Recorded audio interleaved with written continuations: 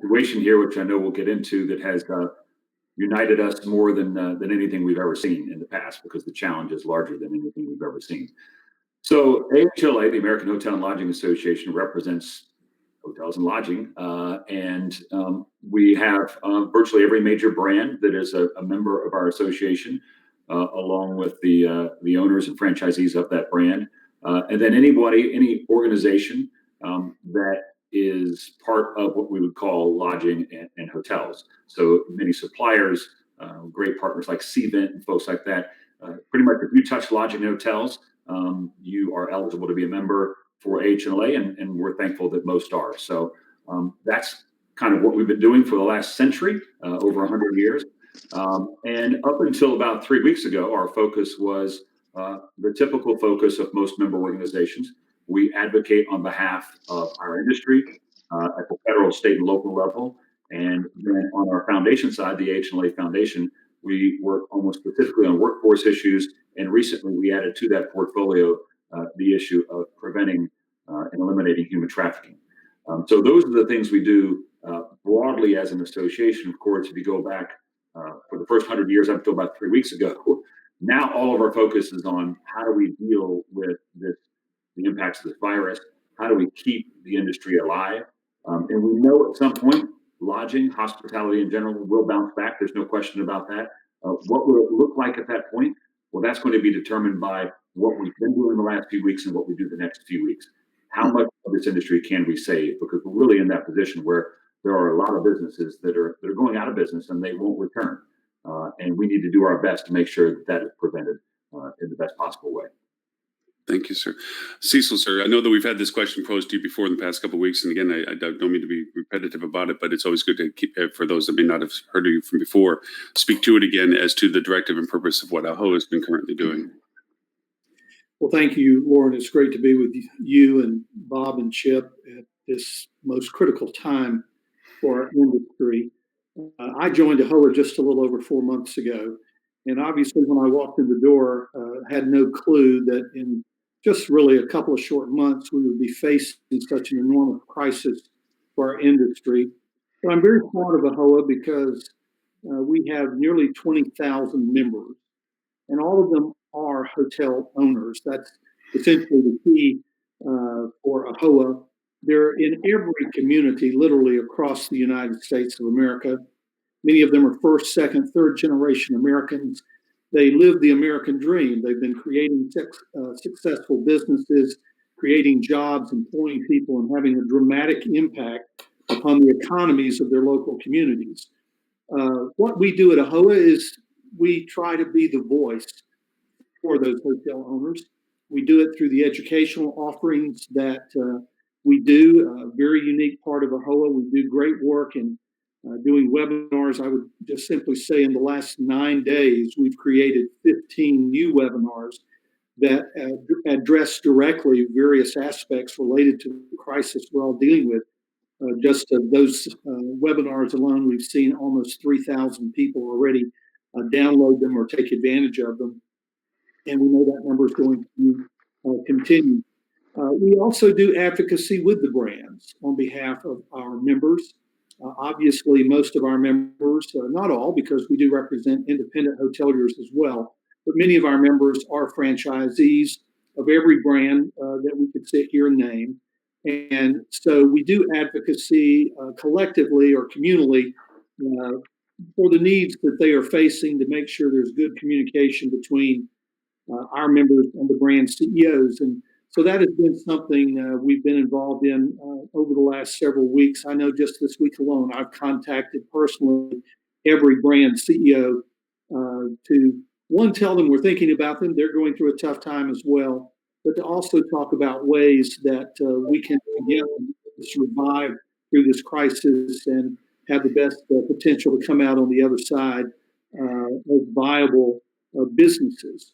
Then the other thing we do is our advocacy in Washington. We have a great team there. They've been very engaged as the CARE Act has moved through the process. And we partner with a lot of great organizations like AHLA, U.S. Travel, the Franchise Association, Chamber of Commerce, and many, many others to make sure that we, again, are the voice of America's hotel owners as this kind of legislation is considered. So it's a great organization. It's 30 years old, but has grown in 30 years to be an organization that has enormous influence. And I'm proud to serve as the president and CEO of AHOA. Thanks, sir. Mr. Gilbert, sir, about HSMAI. Sure. Quickly, first of all, congratulations to both the HNLA and AHOA for some great advocacy work that's been done this week on behalf of the hotel industry. That's what trade associations do. Both those organizations do it really well. HSMAI is a little bit different. We're an individual member professional society, so we don't advocate on legislative issues. We exist primarily to educate sales, marketing, and revenue management professionals in the lodging industry globally. Like HNLA, we've been around almost 100 years. I haven't been there that long, obviously, but our mission simply is to help hotels grow their revenue through sales, marketing, and revenue optimization. So we do that through a variety of things, but bringing those stakeholders together through education, certification programs, strategy conferences, executive roundtables, and so forth. So like has already been said, we've seen some phenomenal changes in the last 2 or 3 weeks, and I think we're all having conversations none of us thought we'd be talking about 3 weeks ago. Everybody knew a black swan event certainly could happen for the hotel industry, but things have been chugging along quite well, particularly here in the U.S. for a number of years now. And now everybody's putting their contingency plans, what they thought were good contingency plans in place. But as we're learning, there's no playbook for the level of occupancy declines that we've seen here in the U.S. and around the world. So glad to be here, Lauren. No, thank you. And then I don't know if you've all been on the same show together at any time before, but it's certainly a privilege to have all three of you on ours at this time, especially. I want to give thanks to my co-hosts who I've asked to stay into the Peanut Gallery chat room wings for right now, in the sense that we didn't have too many talking heads on the show today, obviously. But I do want to give credit to some of the questions that they have brought up to see if you to be asked. And to this one comes for all the three of you, and Bob will probably go just in reverse order, just be polite about this. This comes from Valen Perini from Nor1. In an optimistic mode, I know we have to focus on the here now and what we have to still go through, but from an optimistic mode, when we move into this recovery mode, are the organizations, all your organizations concerning the hotel industry, will rely too heavily on third-party providers for inventory distribution as they did back in the 9/11/2009 days? And if so, what are your organizations doing to help maintain a healthy balance between direct and indirect bookings? And Bob, I know that they're different in perspective for all of us, so I'd like to ask you first that question. Well, it's a great question. I'm not surprised it's coming from Valen because it's a complicated question, and there's no easy way to answer it. But I do think the landscape is very different than it was after 9/11, both in terms of the dramatic decline in occupancy, but also in terms of the state of the OTOs. Certainly, they had matured very differently in their landscape than they were back in 2001 and 2002. The hotel industry clearly is looking to have to identify new ways to get business, but the hotel industry has really strengthened since then in terms of how they've leveraged loyalty programs to really be able to book more business direct. And that really is critical for them. So I think that's one big advantage the hotel industry has on their side now, is they have the databases and they have the platforms and they have the mobile apps and the ability to communicate directly with a group of users that they know are their high value users and typically high frequency users for travel. So I think certainly the recovery and the distribution channels they use or become dependent upon will be different. I think the unknown is typically any economic shift like this also brings some new entrants into the market. And we don't really know who those will be or who they are yet. The landscape today, another difference from 2001, 2002 is the maturity of the shared home concept. It's very, very different. So there's a lot of different product out there too than there was 15 years ago. So different landscape on all fronts. I think the distribution battles will still be there, but those that are doing the marketing really well are going to be able to drive the volume they want during the recovery through the distribution channels that they prefer. Cecil, what are your thoughts? Well, in recent days, we reached out to the major OTAs. I'll just speak to that specifically. I mean, obviously, they have become very important for independent hoteliers. Sometimes they're a little bit of a bane to the existence of the hotels who are franchisees of the brands. I would say to you, in our conversations, their business has essentially gone away in a matter of days. They're not getting a lot of reservations right now, as you might imagine. A lot of cancellations have been the issue, and that creates a lot of sometimes extraordinary issues or challenges for the hotelier, the local franchisee or independent hotelier. So I am interested in how this may impact their business model going forward, just as they came on the scene in some respects after a period of crisis. As we move out of this one, will they have the same role as they attempt to pick up the pieces? I think that remains to be seen.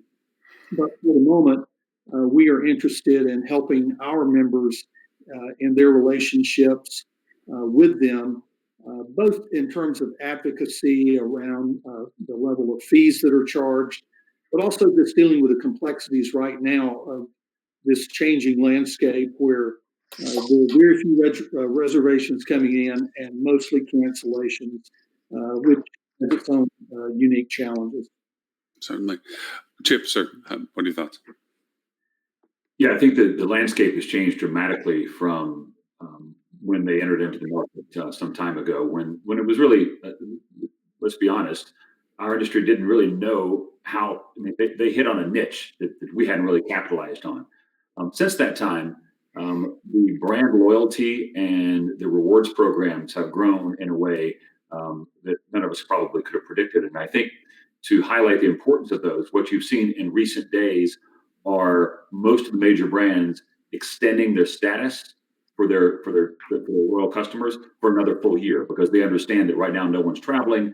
People are concerned that they may lose that status, and that is critical because what most travelers are now beginning to recognize is that the price matching is out there. You're going to get the same price if you go to brand.com as opposed to going through an OTA, but you also get your points with that brand, and you may get other special benefits that brand is offering. So that status is critically important. And the fact that the brands almost immediately came out and said, look, we're going to extend your status for another considerable period of time is something that I think highlights just how important it is to the brands. And they understand that when we come out of this, those trusted business travelers are going to want to have access to all the amenities they had before we went into this problem. True. From those who know Mr. Robert Cole with Mark Cheatham, one of our co-hosts, he has a dry sense of humor. And in his newsletter that he sends out, he made the comment, he says, who would have thought if somebody walked up to you 30 days ago and said that Expedia was going to be running an ad that Captain Obvious was discouraging you from travel, would you actually believe that was a reality? And it's so true. I mean, brilliant on their part for it, but that's the time that we're in for this. This question comes from Mr. Tim Peter from Tim Peter Associates. Again, brilliant man, also one of our co-hosts. Are there any concerns about long-term impacts on groups and meetings past the near term? And as it refers to it says, some data suggests social distancing will remain the norm for longer periods than the shorter-term effects begin to wind down. What do you think hotels more dependent on that business do now to be ready if meetings and groups face a longer recovery? I know that sounds like a very long-winded question. My apologies. I was reading it more state by state for that. Chip, do you want to try to tackle that one? As to what do you think? How's the group landscape, compared to what we're facing now and the residual effect of literally our social norms changing? I'm going to want to stay farther away from you for the uncertainty of this continuation of problems and so forth. Does that change our group landscape, and how should we adapt to that? I guess it's probably a short abbreviation of that. Yeah, I believe it will, particularly here in the next 6 to 9 months, most likely. But the reality is these group meetings, these conferences and conventions provide enormous value. So I don't think we're ever going to get away from that. As good as this technology is that we're experiencing right now, it still doesn't compare to a face-to-face meeting. And we saw that after 9/11. If you remember, so many people began, I know technology was much different back then, so many people began saying, hey, let's get away from travel. We can just do these conference calls, these video conference calls. We saw that again, of course, after the Great Recession, where the technology was even much better. And yet still meetings and conventions bounce back, and they bounce back stronger than ever. There's an enormous value in those. Face-to-face meetings aren't going to go away. Social distancing will be with us for some time, but the reality is once we get to the point where this is treated just like the flu, because there's a vaccine, there are remedies for it if in fact you do get the virus, then I think people will behave as if it is the flu. Now, in our industry, what we're going to see though is first and foremost the leisure will come back because there's enormous pent-up demand. There's a lot of families right now that are saying, "Wow, I wish I could be on vacation. I wish I could be on spring break. I'm looking forward to summer vacation." That's going to happen. The second part of that is business travel in general will come back because we know that those face-to-face meetings is typically what seals the deal, and people aren't going to be willing to give that up.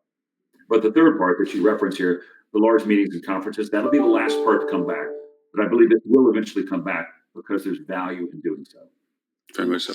Lauren, if I may jump in on that, we had one of our virtual roundtables yesterday for the chief sales officers, and we had 16 major brands represented on that call. And so one of the questions we specifically asked was, what are some of the positive trends you are seeing in the last 14 days? Because certainly we know there's been lots of negative trends out there. But I think the group overall was encouraged. One of the questions we asked them is specific, what are your customers telling you today? And it was interesting that they talked about things like leads are still coming in. They saw rebooking starting as early in the summer. Quarter three and Q4 really have not been impacted yet from a group perspective. There's a lot of clients still willing to sign 2021 contracts. So there's still a lot of activity going out there for future periods. I think the big unknown or certainly the big hole is still going to be Q2 for most of the hotel industry that in terms of the group market, in all markets actually in Q2. But group activity in the future appears to still be on pace. And one CSO made the comment that there came across a number of customers still were booking in future years just to support the hotel community. So business is still out there, at least if we can gauge anything from what customers of large group meetings are telling the hotel industry right now, it's that we have every intention of rebooking a lot of this business and we're going to keep coming. And if anything, that may create some positive pressure on the hotel industry in Q3 and Q4 if they come back at the pace which they intend to at this point in time. Still a lot of unknowns out there, but at least some positive sentiments in terms of what customers are telling our key brand sales executives right now. Lauren, I have to say this question is near and dear to my heart. I think I agree with what both Chip and Bob have said. There is fear out there, and who knows how long it will take for some of that to lessen. But obviously, AHOA this year made the very difficult decision to postpone our convention and trade show till August. Obviously, we don't know what is going to happen between now and August. But I will tell you just some interesting little anecdotes. I mean, first of all, when we do surveys of our members, one of the things they point out as being most valuable is the networking that they do at our events. AHOA does a lot of events. Last year, almost 200 events. And for our trade show, which is one of the largest for our industry, it's a place where business literally takes place on the floor. And so it's important to our vendors. Now, as we're looking to August, we've seen some softening. Our registrations have gone down, but not as much as you would think. We still have 4,000 people registered for our convention in August. We still have over 740 booths. People are holding on. Even yesterday, I was talking to James Jenkins in our sales department. Even yesterday, I think they had 6 inquiries from people asking about a booth at the AHOA convention in August. So that gives me the feeling that there is still hope out there. There is still anticipation we will get to the other side of this. And obviously, that's a very specific situation for AHOACon. But I'm hopeful that people will come back quicker than hopefully we fear because of that dimension of interaction, human interaction and networking, which is so important, particularly in our industry and for so many others. And we provide the the means for that to take place. So I'm actually hopeful. I agree. It's probably going to be down for a while. Is it 6 months, 9 months? I suppose it depends upon how much longer this goes on. But I'm hopeful, and we certainly hope we're going to get our convention in August. Certainly. If I may interject with this, I think from promoting this show yesterday, Kat brought out a very good point. Kat Muhammad, one of your director of education for AHO, actually, she joined me on a live LinkedIn webinar, LinkedIn yesterday to talk about the fact that we're having this conversation today. And one of the things we said now, so more than ever, is a reaffirmation of the very value foundations that each of the associations represent. You know, if there was ever a question of why you should be a member of something, why you should participate in an aggregation of similarity, now is more so the definition point than ever, because this is where you receive your best information. This is where you receive your solidarity. This is where you receive your how to move forward conversations, rather than, you see all these things popping up in media right now, a lot of white noise. We joke about it. It's like everybody's turned in from a real estate mogul to a coronavirus professional. So there's a lot of white noise out there. You all represent the solidarity and the singularity of seeing it from the perspective of the industry. And so now more than ever, this is the time to reaffirm their memberships and connections to you all for whatever purpose they, motivations they have for it. So to that end, that's going to the conference aspect of it, that creation of combinations, that ability to communicate is now more profoundly valuable than ever, or reaffirmationally so in that sense. So to that end, thank you, gentlemen, for that. One other question came also from from Robert Cole, and this was in relationship to, going a little bit to what you said, Chip, as to where you see the progression of growth from segments of our industry, and you're saying conferencing was last to it. From the emergence of all this, how do you see the segmentation emerging? And I know we're far from the myopic of at the end as to whether the reality of it or not, but how do you see the progression of us coming from this? I mean, and that probably gets twisted to the fact that we do have the stimulus bill in place, that you all have been such a key element to the success of that. But how do you see all this forming in the forward? If you were to see it from just this current perspective, of course, that's just in the mind's eye, but how do you see us coming from this? Who begins to walk out of the cave first and look for the light? Well, I think we look at this like a three-legged stool, and you start with leisure travel, and then general business travel, and then meetings, events, and conferences. It'll go in that order. The question is, though, when, and Cecil pointed that out a moment ago, how long does this last? Because it's not when the virus goes away, because the virus will probably be with us forever in some form. It's when the fear goes away. And so when do we as a nation say, all right, we're no longer fearful of travel? And I think what you're going to see, it depends on when that happens. But if it happens in, say, the next 6 to 8 weeks, as you can see my dog walking behind me now, if it happens in the next 6 to 8 weeks, then people are going to continue on with their summer travel plans, which I think is the hope of a lot of families right now. They're all cooped up in the house together. They want to get out and take those vacations. If this were to extend beyond that and extend closer to the school year, you may not see that leisure traveler as much, because folks got to get back to work. So I think it's really a timing of when we get past the fear. But I expect most likely it's going to be leisure travel first this summer. Sports will start happening again. I think that's one of the strangest things for those of us that are sports fans. There's no sport. Like, there's always a season for sports, we often overlap, but there's literally no sports at all. So when those Major League Baseball starts back up, we'll see what happens with the NBA and NHL playoffs. And of course, the NFL and college football will start in late summer.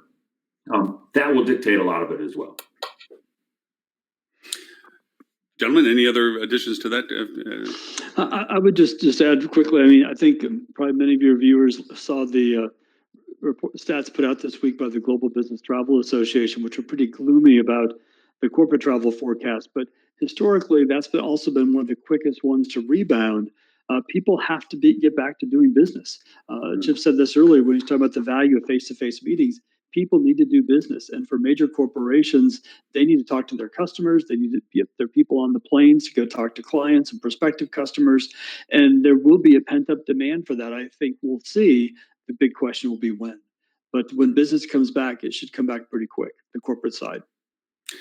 And general question for all three, again, if I may, is, as we have all this penned up and this uncertainty going forward to this, from the association's perspective that each of you represent, how do you see each of your associations educating your memberships as to not nosediving into rates, not just trying to get any business for business. Just you have that educated approach to the market as we enter back in there, because it's going to be like a Le Mans race, I imagine. Some cars are going to be out of gas, some people don't have drivers, and other cars aren't running. It's going to be kind of a mess when everybody starts jumping into this. What education processes do each of you see addressing in this modality so that everyone takes a measured means of getting into this logically without us turning into $25 room rates and 50-cent bus rides or something? Sorry for the analogies, but anyway, whoever would like to be first, but please go ahead. We certainly, as I mentioned earlier, created webinars very quickly. We're holding 1, 2, sometimes 3 per day. Right now, however, I would say most of them are focused on really how are you dealing with the crisis. And it's gone from what we did very early on, and that is, what should your standards be for cleaning? What do you need to do at the front desk? How do you protect your employees? What do you do if you have a guest that comes down with COVID-19? Very practical kinds of things. But we've moved now, as you might expect, for hoteliers to really help them think, how am I going to negotiate with my brand with respect to fees and things like that, or OTAs, or how even very practically to deal with what's going on in every community around the country. I mean, this week alone, I think we have dealt with 15 different states where governors issued emergency orders, which if we had not gotten into the process, could very well have excluded hotels from being essential operations and essential businesses. So we're in there trying to just literally help some of our hoteliers keep the doors open during this time. For some of them, it's how do you deal with banks? If you've got to go in and talk to your lender about getting forbearance of some kind, whether it's a longer amortization or whether it's interest only or deferral of payments for a period of several months. Those are the kinds of things we've been helping hoteliers with as they literally deal with this huge liquidity problem that this crisis has brought to them through no fault of their own. And then, of course, within the last several days, we've shifted gears. We've held 21 regional town hall meetings, virtual town hall meetings over the last 2 days between our officers and regional directors and members across the country, involving thousands of people, just to let them know about the CARES Act and what is in there and what they need to be prepared for once it goes through rules and regulations, assuming we get it passed through the House today and President Trump signs it, or tomorrow at the latest. What are they going to do once the rules and regs hit? We're doing webinars this coming week to help them with that process as well. So it's a very different thing right now in terms of the kinds of educational offerings that we're trying to bring to our members. And I think we'll continue to do that for the foreseeable future. Gentlemen?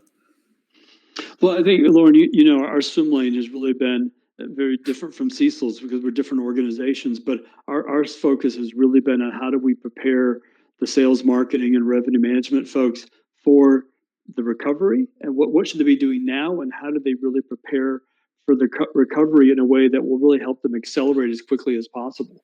So that's really where our focus has been.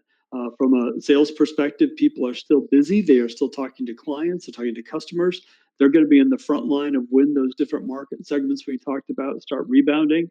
Marketing has changed. Certainly some marketing has been suspended and new marketing messages are being created. You referenced the one by Expedia. You may have seen earlier in the week, Las Vegas came out with some new campaigns talking about the destination. That's what marketing people have to do. You've got to, reimagine what is the message going to be once we come out on the other side. And then from a revenue optimization standpoint, distribution channels still have to be managed day in and day out to make sure you know where that content and those rates and that inventory is being distributed. And that's where every company needs to make what's the right independent strategy about what are they going to do from pricing. As you alluded to earlier, historically, history has proven that dropping rate does not increase demand. And that was one of the webinars we had a week or so ago, reminding people that, here's what we've learned from history. Let's not repeat the fact that we want to certainly start the spiral to the bottom of the market. That doesn't help anybody. If anything, it only inhibits your ability to recover quickly when people start making those types of decisions. So those are the things we're pushing out to our members on a regular basis now. And as I alluded to earlier, we're doing a series of virtual executive roundtables. Earlier this week, we talked to all the chief revenue officers of all the brands. Wednesday, we had about 40 hotel management companies with their chief revenue officers. Yesterday, we had the chief sales officers on the line, and Tuesday, we'll have the chief marketing officers. And next week, we've got chief digital officers, and Friday, the chief loyalty officers. So all of the groups that normally meet face-to-face for us annually, we're at least now accelerating one or more virtual communities where they can connect and talk to each other about the current state of things. And we'll continue to develop content and webinars and more programming based on what those insights tell us. Excellent. Do you have any additional to that? Yeah, look, I think Cecil referenced it a moment ago. The education we're focused on right now is frankly survival for owners and survival for the industry. Hopefully that'll pass soon. But if you ask people what's on their mind right now, they're not really thinking about what's happening in 3, 6, 9 months. They're really trying to figure out, how do I make payroll? How do I make my payments on my debt?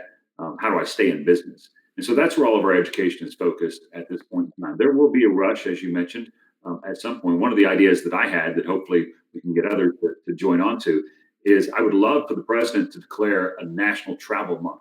I would love for it to be as early as July, where everyone gets out and travels. If you could convince local lawmakers to be part of this, if you could almost call it like a tax-free holiday, so that you waived all occupancy taxes, you waived airline taxes, you waived sales taxes on restaurants, and you declare 1 month tax-free to travel, you would see an enormous jump back into the marketplace, because we see that in other areas. I mean, most of you, wherever you live, you see these back-to-school sales where they waive the sales tax and everybody goes out on one weekend and spends a ton of money.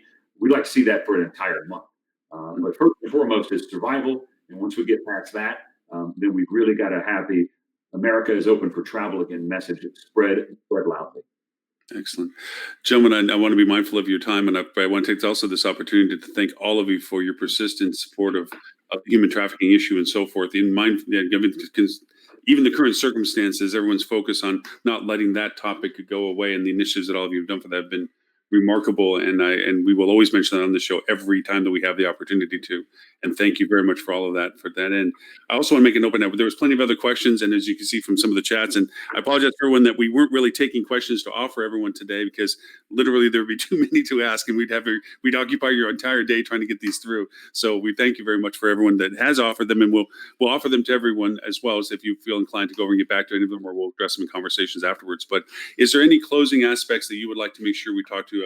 We didn't really talk about the stimulus package in as much in detail. We didn't talk about ramifications. We didn't talk about bad numbers or anything like this. I think I'm so thankful that we went the direction we did and had the opportunity to talk about your optimism and your perspectives. Is there anything that we missed that you don't want to make sure we missed? Is there some aspect that you want to make sure gets messaged out? And Cecil, we can start with you if you like, sir, and then we go around to the rest, and then we can wrap up any closing things you might say. Well, I just want to make sure everyone is aware of the tremendous number of resources that are available at AHOA.com. And I'm very proud we have moved those resources to the front of the paywall. So even if you're not a member of AHOA, we hope you'll decide to become a member after the fact. But even if you're not a member today, visit the website and take a look at those webinars. They are recorded. You can download them and watch them at your leisure. All of the resources that we have, a lot of one-pagers, some information about the webinars that will be coming up next week, including webinars specifically devoted to the CARES Act and what that is going to mean and what hoteliers should do. Enormous amount of resource there, and it's continuously updated on a daily basis. You can sign up for our daily update, which we're sending out to probably 25,000 people a day. It's really a great resource, and we invite you to take advantage of it because that's absolutely what it's there for. But thank you, Lauren, for letting us be on and talk about all the issues. We appreciate your outreach and our partnership with you. And, as we like to say, we're going to get through this. It will end. but the only way to get through it is to stay strong together, and we'll get through it together. So thank you very much. Oh, thank you. Chip, sir. Yeah, the unification that the industry's seen over the last 3 weeks is like something that I've never seen before. Everyone typically is out doing their own thing, and that's wonderful and it works. But when we needed a unified voice, everybody came together.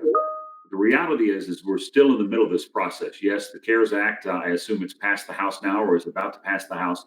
But again, that is just an economic stabilization act. That is not an economic stimulus package. There will be more legislation. And the only way to make sure that our industries are protected in that legislative process is for us to remain united. We have something on our website called Hotels Act. It has generated over 100,000 letters to Congress in the last 3 weeks. It's absolutely free, and it's the opportunity for the entire industry to get together to make sure that when an issue arises, and we need instant emphasis on messaging to Congress, that everyone can do so in a unified way and an effective way. And so we certainly hope everyone will go to the website and sign up for Hotels Act. But the more important message is that, yes, as Cecil mentioned, this will pass. But once it does pass, let's not let this unity pass with it. Let's make sure that as an industry, we are staying together, because there will be other challenges, hopefully not as big as this, but there will be other challenges. And we've seen in the last 3 weeks what staying together can do in meeting those challenges. Excellent statement. Thank you, sir. Mr. Gilbert. Yeah, just to wrap up real quick, I think we mentioned this before, but I think all of us have great resource centers on our respective websites, as we do at hsmai.org. Ours, of course, is focused on what sales, marketing, and revenue management folks should be doing now. But I think as difficult as the past few weeks have been for everybody at some level of their life or their job, know that this industry of hospitality and travel is resilient. And globally, there's still are already studies out there. We know people want to continue to travel. That people will do that from a business perspective, from a leisure perspective, some meetings and conventions. So it will come back. We just have to weather the storm right now and take confidence in knowing exactly that recovery will be there. We don't know when yet. Very good. Thank you very much. And all of your resource tools, I know that I've talked to everyone representative of individual associations, are aggregating those for us. So, of course, will be on the show notes for the show, this show, and also all the show notes, everything will be distributed to all of you, all your associations as well, for any usage that could be helpful and what have you for it. As Bob and Cecil already know, but Chip, you are always, whenever you would like and feel that this is of any helpful or anything like that, you're more than welcome to come to the show at any time. It is at all of your gentlemen's disposal if the voice can help yours in this process and beyond, whatever. As I said, we've been here for 6.5 years doing this, so we appreciate it if you think that can be helpful for all of you all. You can stay as long as you would like, gentlemen. I know that we only asked for your first half hour. We continue on and conversate, and you'll have a lot of other co-hosts pop on and want to break down some of the conversations and so forth. We always have topics and all, but again, if you want to leave, you can just simply hit the close your tab button. I think that's the easiest way to do it. But Mr. Gilbert, if people want to go over again, just as a reiterate, we'll go through it. The website name again is hsmai.org. And Cecil for AHOA. AAHOA, ahoa.com. And Chip? AHLA.com. And unfortunately, I don't want to leave, but I've got to leave. But thanks for having me. Yeah. Chip, it's been a pleasure. Thank you all for being on the show today. A privilege. Thank you. Thank you, Lauren. All right. Take care. Bye-bye. Bye now. And it's just me on the screen. Yay, Tim. Thank you, my co-host, for sitting in the wings, for letting them be the talking heads. Oh, yeah, of course. Sincerely appreciate that. That was interesting dialogue. And I'm sorry I didn't get to everyone's questions. Hey, Steph. Hey, Valen. Hey, Stephanie. Hey, Valen. How are you? I got to some of you all's questions. Valen, I loved your questions. I thought they were great. Stuart growing a beard. Stuart. Well, I don't know. I don't think that's really what you can call it. Okay, well, it's a shadow. I'm not shaving to see what happens, but I would not call it a beard at this point. Hey, Kat, thank you for putting up those links. I am going to aggregate all the links. I have them on the list. I was going to put them up as a screen, and I'm like, I'll just put them up in the show notes, and we'll share that later. I think we can take the show and take the first half and slice it and put the links with it, and then have that as its own content. So. Okay. I may have missed my moment, but Stuart, I'm not shaving my head to see what happens, and unfortunately, this is as good as it gets. So, well, it's about like my beard, to be honest. So I've been the one that had the privilege of talking for a while, so I'll leave it to you all to talk a little bit. What I mean, again, I didn't get everyone's questions, and I think some of the questions, and Lily, I appreciate the ones you gave me. I wanted to steer away from the "what do you think the future is like" conversation a little bit, because I don't think any of them would have really answered directly towards that, because I don't think there's no answer to it right now. Right. I thought one of the best answers, and first of all, I thought it was a great discussion. Well done, Lauren, in terms of moderating the discussion. Good answers, a lot of good information there. I thought one of the best things that anyone said was when William said that that travel will come back when fear goes down. I'm paraphrasing because I can't get his quote exactly right, but basically that the business will come back once people aren't afraid to travel. And I think that's obviously, we're not there yet. We're going to be a ways before we get there, unfortunately. But I think that's exactly right, that once people feel comfortable, they can travel without risk to themselves, their family, their loved ones, etc. And, that's a day we're all looking forward to, obviously. Yeah, but there's a second part to that, which is when they also have the money to travel, right? Well, sure. So, I mean, the 3 million people applying for unemployment this week, it's twofold, right? So they have to be afraid that they won't get sick, but they also have to know they've got enough cash. Right. No, that's a great point. So it's going to be, my guess is that the fear will recede before there's enough disposable income to pay for it. Yeah, and I would reiterate that too. I think there was a lot of optimism, which is great, right? We need a lot of positivity now, and they talked about how groups will come back quickly, slower than leisure, obviously, but business travel will also come back as people need to be face to face. And I agree with that wholeheartedly, but I think the reality we're going to deal with is businesses and individuals, because they are strapped for cash, are going to be a little more mindful, and that extra trip may be cut now.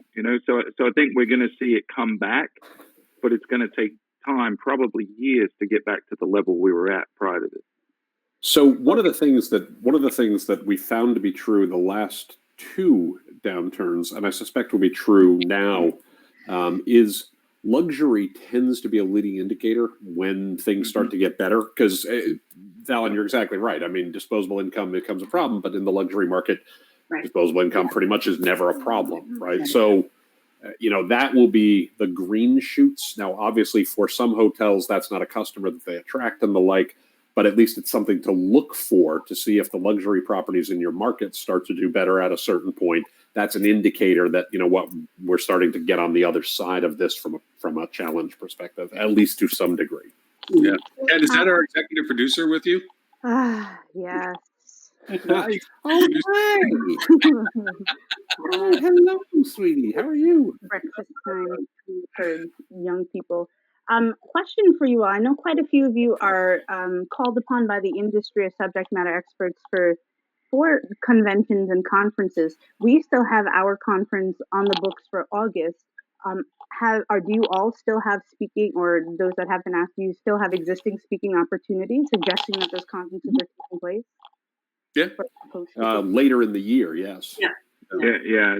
It's probably August is the earliest for sure, but yeah. Because I don't think the data conference has shifted out of August, has it? Out of Nashville? No, because we have Dwayne Vincent speaking or offering a chia at our convention, and he mentioned it's at the tail end of our conference, actually.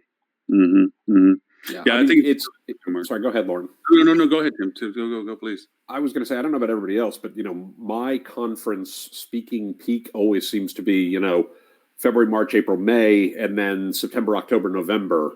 So the summer's always slow anyway, but it does seem like September, October, November, everything is still on the books.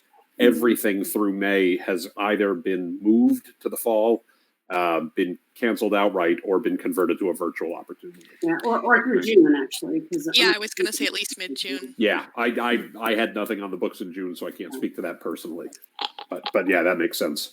Yeah. Okay.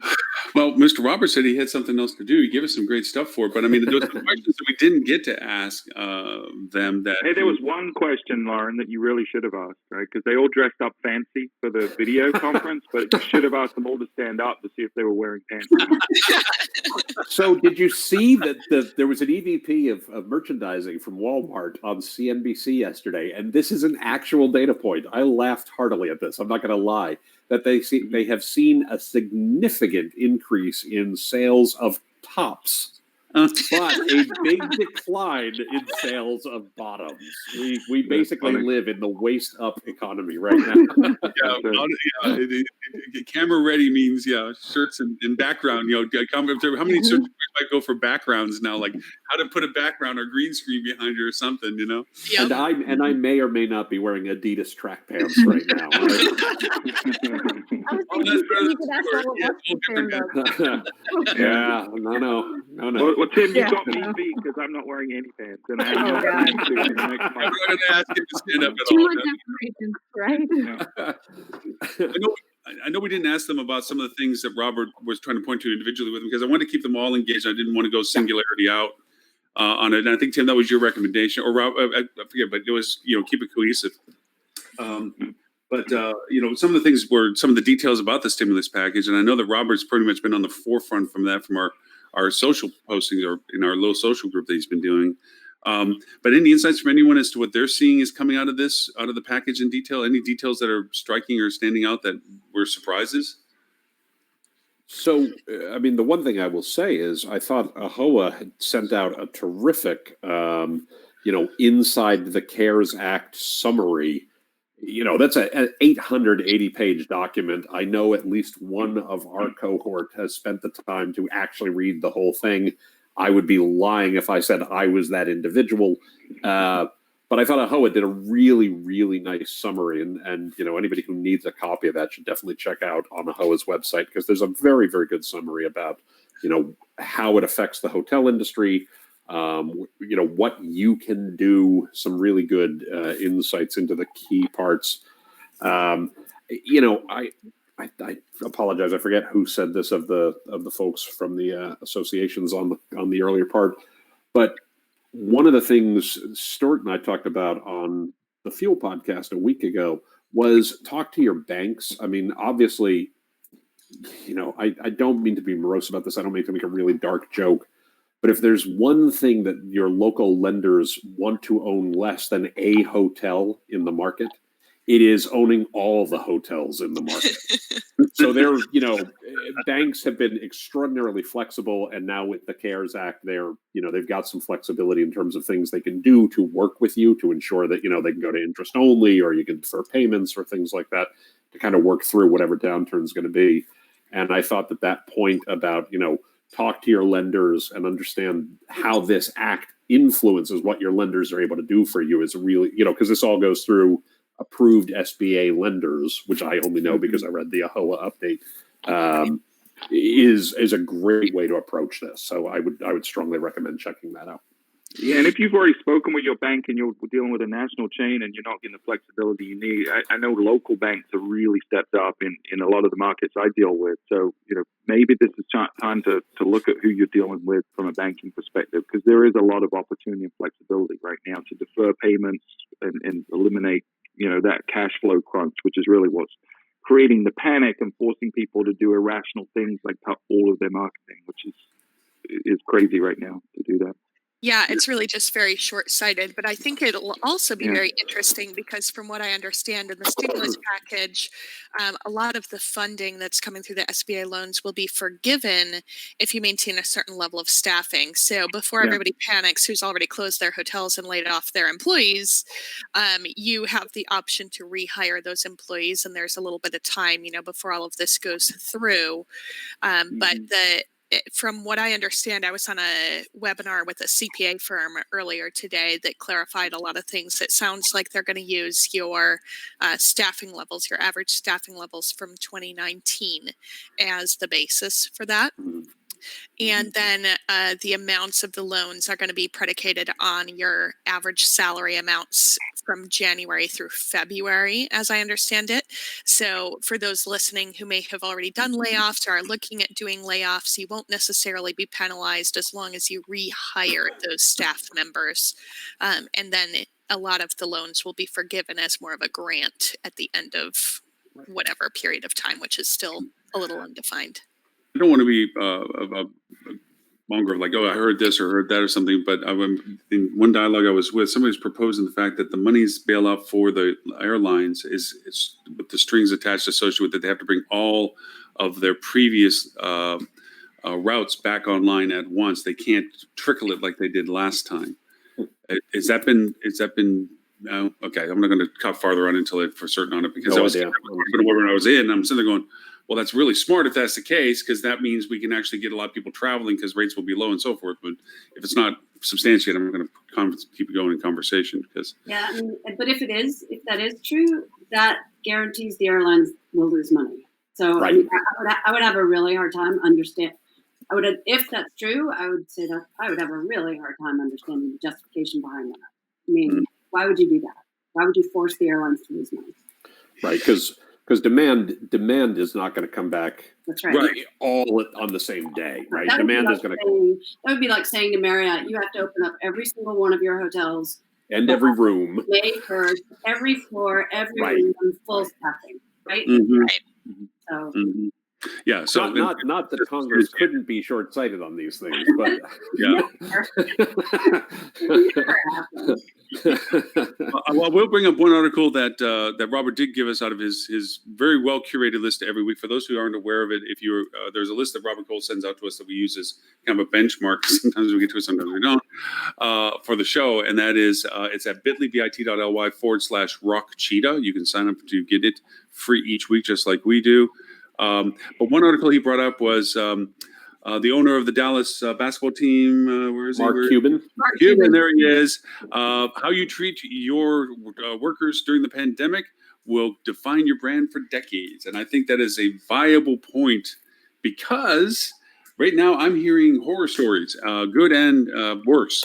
Yeah, I'm glad you picked this one. This is the one I really, it pushed my buttons in all the right and wrong ways, because I could not agree with him more. And I don't always agree with Mark Cuban. He has some out there kind of opinions sometimes, but I could not agree with him more that this is not a money situation. This is a people situation. And we're in the hospitality industry. Tim said something on our podcast last week, which really has resonated with me, and I've stolen repeatedly and used a lot, which is a lot of people don't get into the hospitality industry for the money, which is probably a good thing, right? Right now, we don't have money to worry about. We got in it for the people. And it's shocking to me to see how many businesses really have shown their true colors in the last few weeks in terms of vendors who aren't treating their clients the appropriate way. Right. Or on the other side, the ones that are doing a really good job with their clients. Or hotels and management companies that just knee-jerked and laid everyone off without considering the ramifications, or at least making it as painless as possible. There are simple things that businesses can do right now to make a terrible situation a little bit better. For example, if you lay someone off, if the business submits the unemployment, then they give the people get the money in 3 days instead of 7 days. So there's a lot of people just they went straight to the spreadsheets and didn't consider the human ramification, and that is going to have a long-lasting impact. There are going to be vendors, there's going to be hotel management companies that do not survive this, and the ones that don't are the ones that did not put humans first, didn't put their people first, both their employees, their guests, and their partners as well. Well, and if I can jump on that for 1 second, I love technology as much as anybody. I mean, I do digital marketing for the vast majority of my career. I cannot think of a single example where a piece of technology or an amenity has been a long-term differentiator in this industry ever. Correct. You come out with a cool amenity, you come out with a cool technology. Pretty soon, everybody has it. What people remember about your property, what people remember about their experience when they come stay with you, are their interactions with the guests, with the staff, rather, their interactions with the people who work there, the actual spirit of hospitality that they experience. And, when you lay people off and do it in a bad way, and clearly you need to do sometimes what you need to do to make sure you survive. So I don't mean to suggest you need to keep, resources if you cannot afford to pay them. At the same time, how you do that and how you treat those people on the way out the door has an impact not just on those individuals, but on anyone else who stays and can create bad experiences and the like, which then leads to bad experiences for guests. And that I completely agree with this in terms of how it will define your brand for some time to come. Yeah. And I think also, like, you have to think about not just how you're treating your employees in the short term, because in some cases, for example, in a hotel closure, you may be shutting down your hotel for a couple of months in order to ensure that those people will have a job in a couple of months. If you try to be nice to the extent that you run yourself out of business on a permanent basis, is that really helpful to your employees in the long term? So I think that even with the loan forgiveness and things like that, bringing back your staffing levels, you really have to crunch the numbers and understand what makes your business viable in the long term. Is it taking the loan and being forgiven of that and just finding something or other for your employees to do? Is it something else that involves, staying shut down for a certain period of time? And that answer is going to be different for everybody, depending on their cash reserves, their daily nut, all of these different things that they need to be really thinking about. So my number one advice, I think, to everybody is don't make emotional decisions. Don't jump to decisions quickly without taking the time to really sit down with a clear head and work out everything that you need in order to make the right decision for yourself and your employees. But absolutely be transparent. When we looked at the fact that we're going to have to lay off some employees, we let them know from the moment we knew that there would be potential layoffs. And we've been working with each person based on their financial situation to do whatever we can to cover them, either with health insurance or things like that. So I think that you really want to do it from the perspective of taking care of your people first, but that may or may not involve keeping them employed. So I just want to be clear about that. You really have to think through all of the ramifications. Ladies and gentlemen, You can take care of people without employing them, right? The reality is there are people that have to be let go, and Right. It sucks. But there's a way to do that with compassion and empathy, with a parachute that enables them to not have more stress on them than they already have. So Absolutely. it's about treating everyone as an individual person and showing empathy and caring for everyone. Well, one of the things that I thought was really nice, a property that I work with, a small group that I work with, has a restaurant, and they had to close the restaurant. They were required to close the restaurant by the state. They were, had to close down quite a few rooms, et cetera. And they made sure that as they were closing the restaurant, they went through the refrigerators and the freezers and actually, passed that out to employees as they were leaving to make sure that they had, a refrigerator full of food for the next week or two, Right. Things along those lines, and are continuing to collect groceries in the neighborhood for the housekeepers and folks along the, from the local community, for folks who may be impacted by this, who were, lower wage earners and the like. if I may introduce Ms. Greta Brooks, who is the president and CEO, right, of Sales Boost. I've had the privilege of being on some of her webinars, which as a resource will actually be on our list. The webinars have been phenomenal last week, and I think we're having some come up next week, and I get to play in one of those too. But Greta, hello, hi, welcome, thanks for joining. Oh, no audio, can't hear you. Uh-oh, there's somewhere in there, but all the same. The Sideways for everyone else as well. Like What's that? Yeah, she's her she's on the phone. I think she's on the phone. I don't know. On my screen, she's at a 90-degree angle. Oh, really? She's vertical with me. No, she's right side up front. Mine's, yeah, Greta, you're tilted he's according in to portrait Stuart, mode but for then me. again, Stuart's tilted, so it doesn't really make much difference, I don't think. Yeah, it's okay. I'll just do this. Yeah, I think it's Stuart. Stuart, what kind of liquid breakfast did you have this morning? Well, I had to record an episode of the podcast this morning. It's illegal in the fuelism world to not drink while you're recording our podcast. So I had to start early. I don't know why, Greta, you're on mute. Let me see if I can unmute. There, try that now. No, still nothing. It's on that side. Yeah, it's on this side. It's not on that. It's not on this side. It's on that side. Your phone, the microphone is not on or something, but it's on this side. Dang it! Hey, can I cover some late breaking news while Yes. Greta's getting her? Yeah, Sure, please sure. do. Please do. Because I heard you guys when I was Do coming. the sound effect, Robert.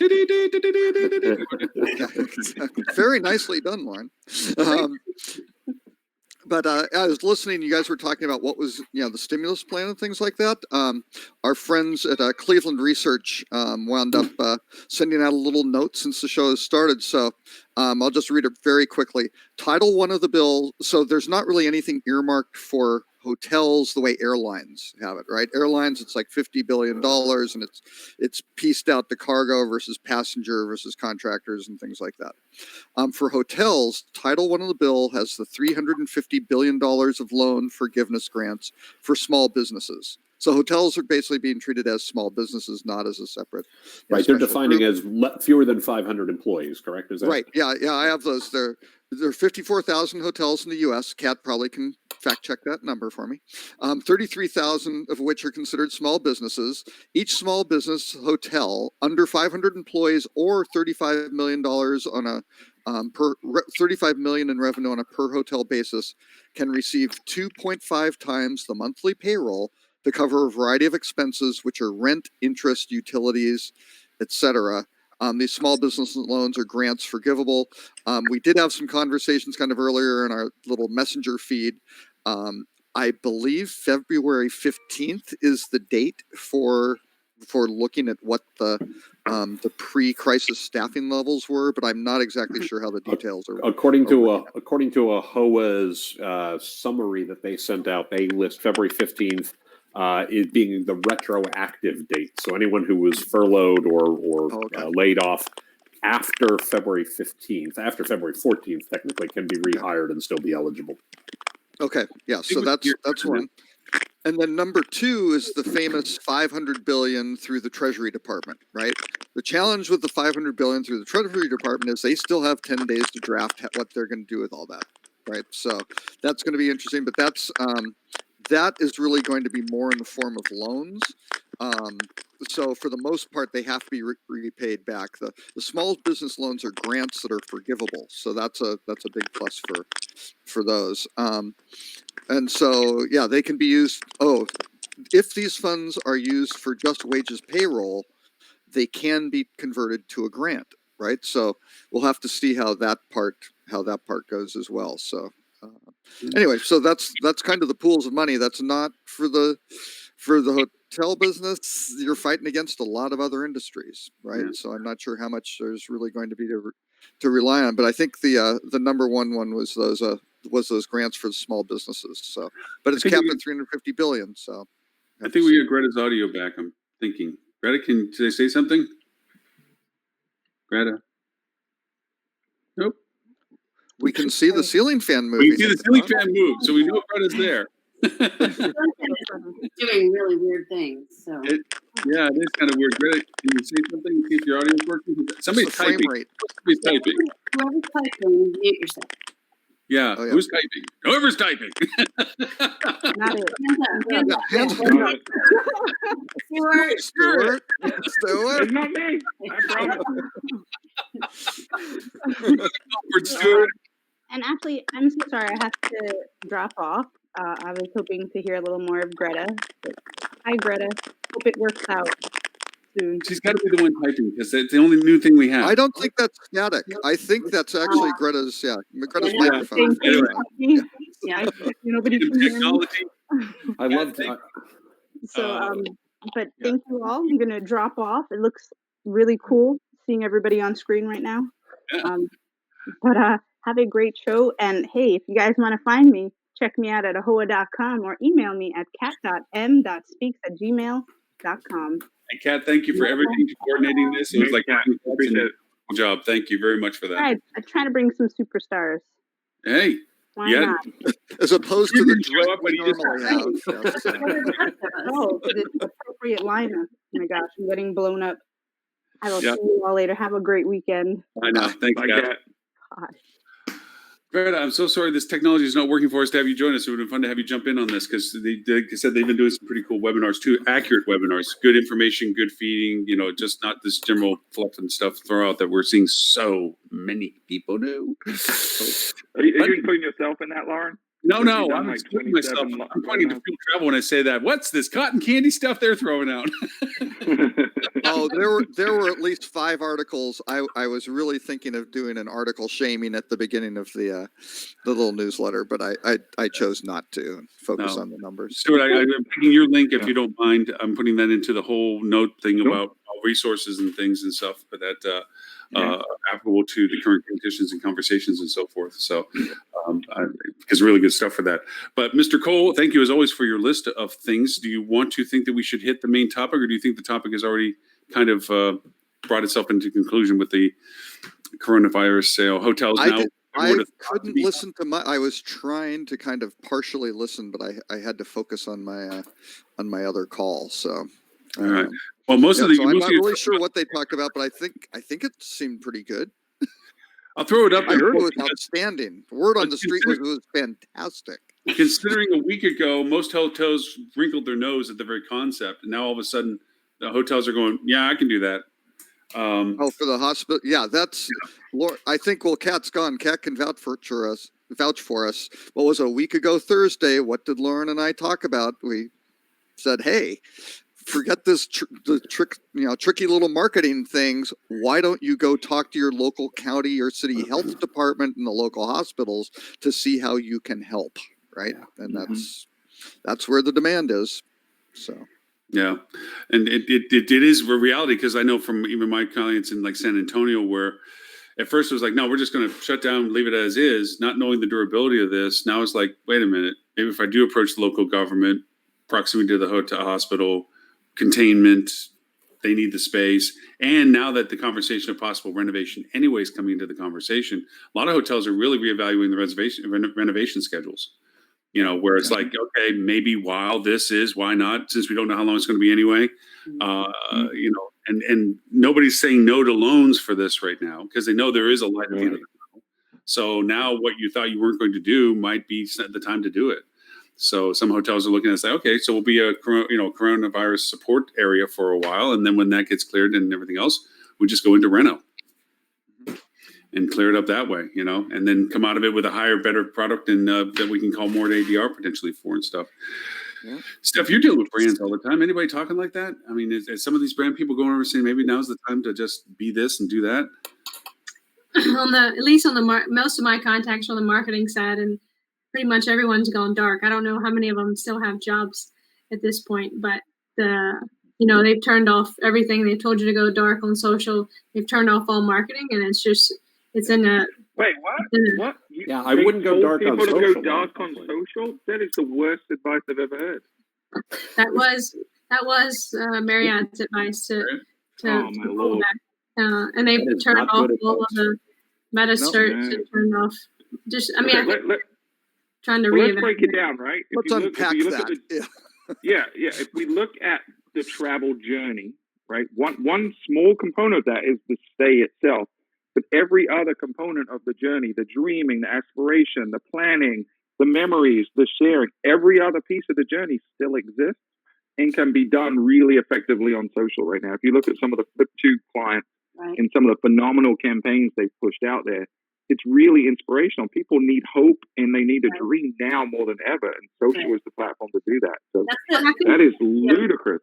I think the problem is they're probably concerned the social media so many times resolves in the hands of, an intern or an admin or a DOS that doesn't understand the communication messaging. So all they're pushing out is like, here's an isolation package, here's a staycation package, I don't think there was a lot of people weren't prepared robustly to have the right messaging out there. So, I mean, it can very quickly backlash, if you start communicating properly. I mean, it can turn on you fast. So I think that's where their concern was.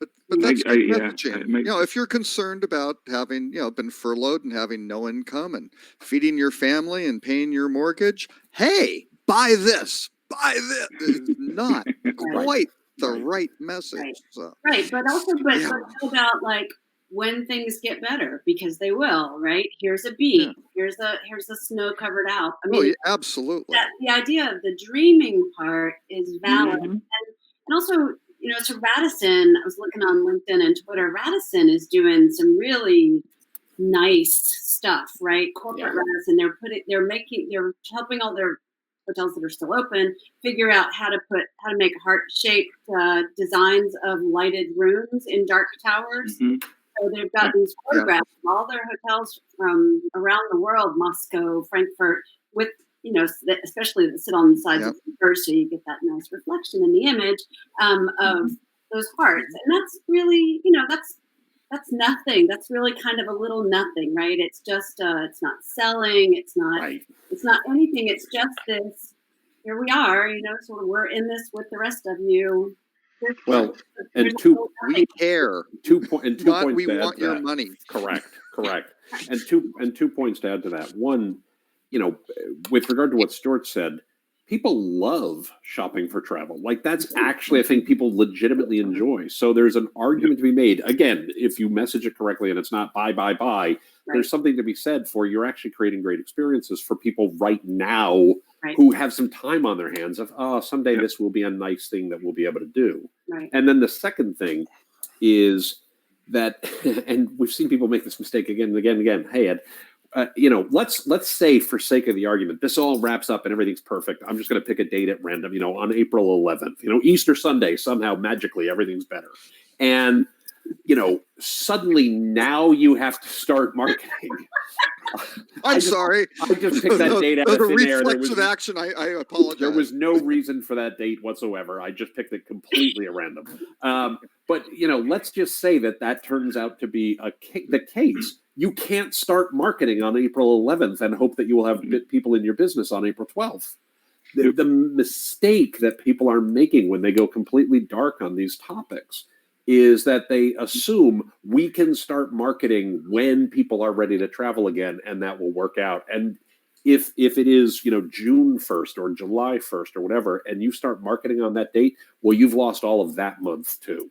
And that's putting yourself further behind the 8 ball on the recovery. And there is academic research and real world experience that we've all had that backs up exactly how true that is. You don't want to start the engine going the day people are ready to travel again, because you will already be Think behind. about it from the perspective of as if you're opening a new property that never existed before. You wouldn't wait until you opened the doors to start That's right. marketing. That's exactly Do it right. months in advance. It's the same And- principle right now. Also remember that all these different ad platforms aren't held to anti-price gouging. So when they all of a sudden get flooded with budgets, you may be paying more per click for your keywords than you were prior.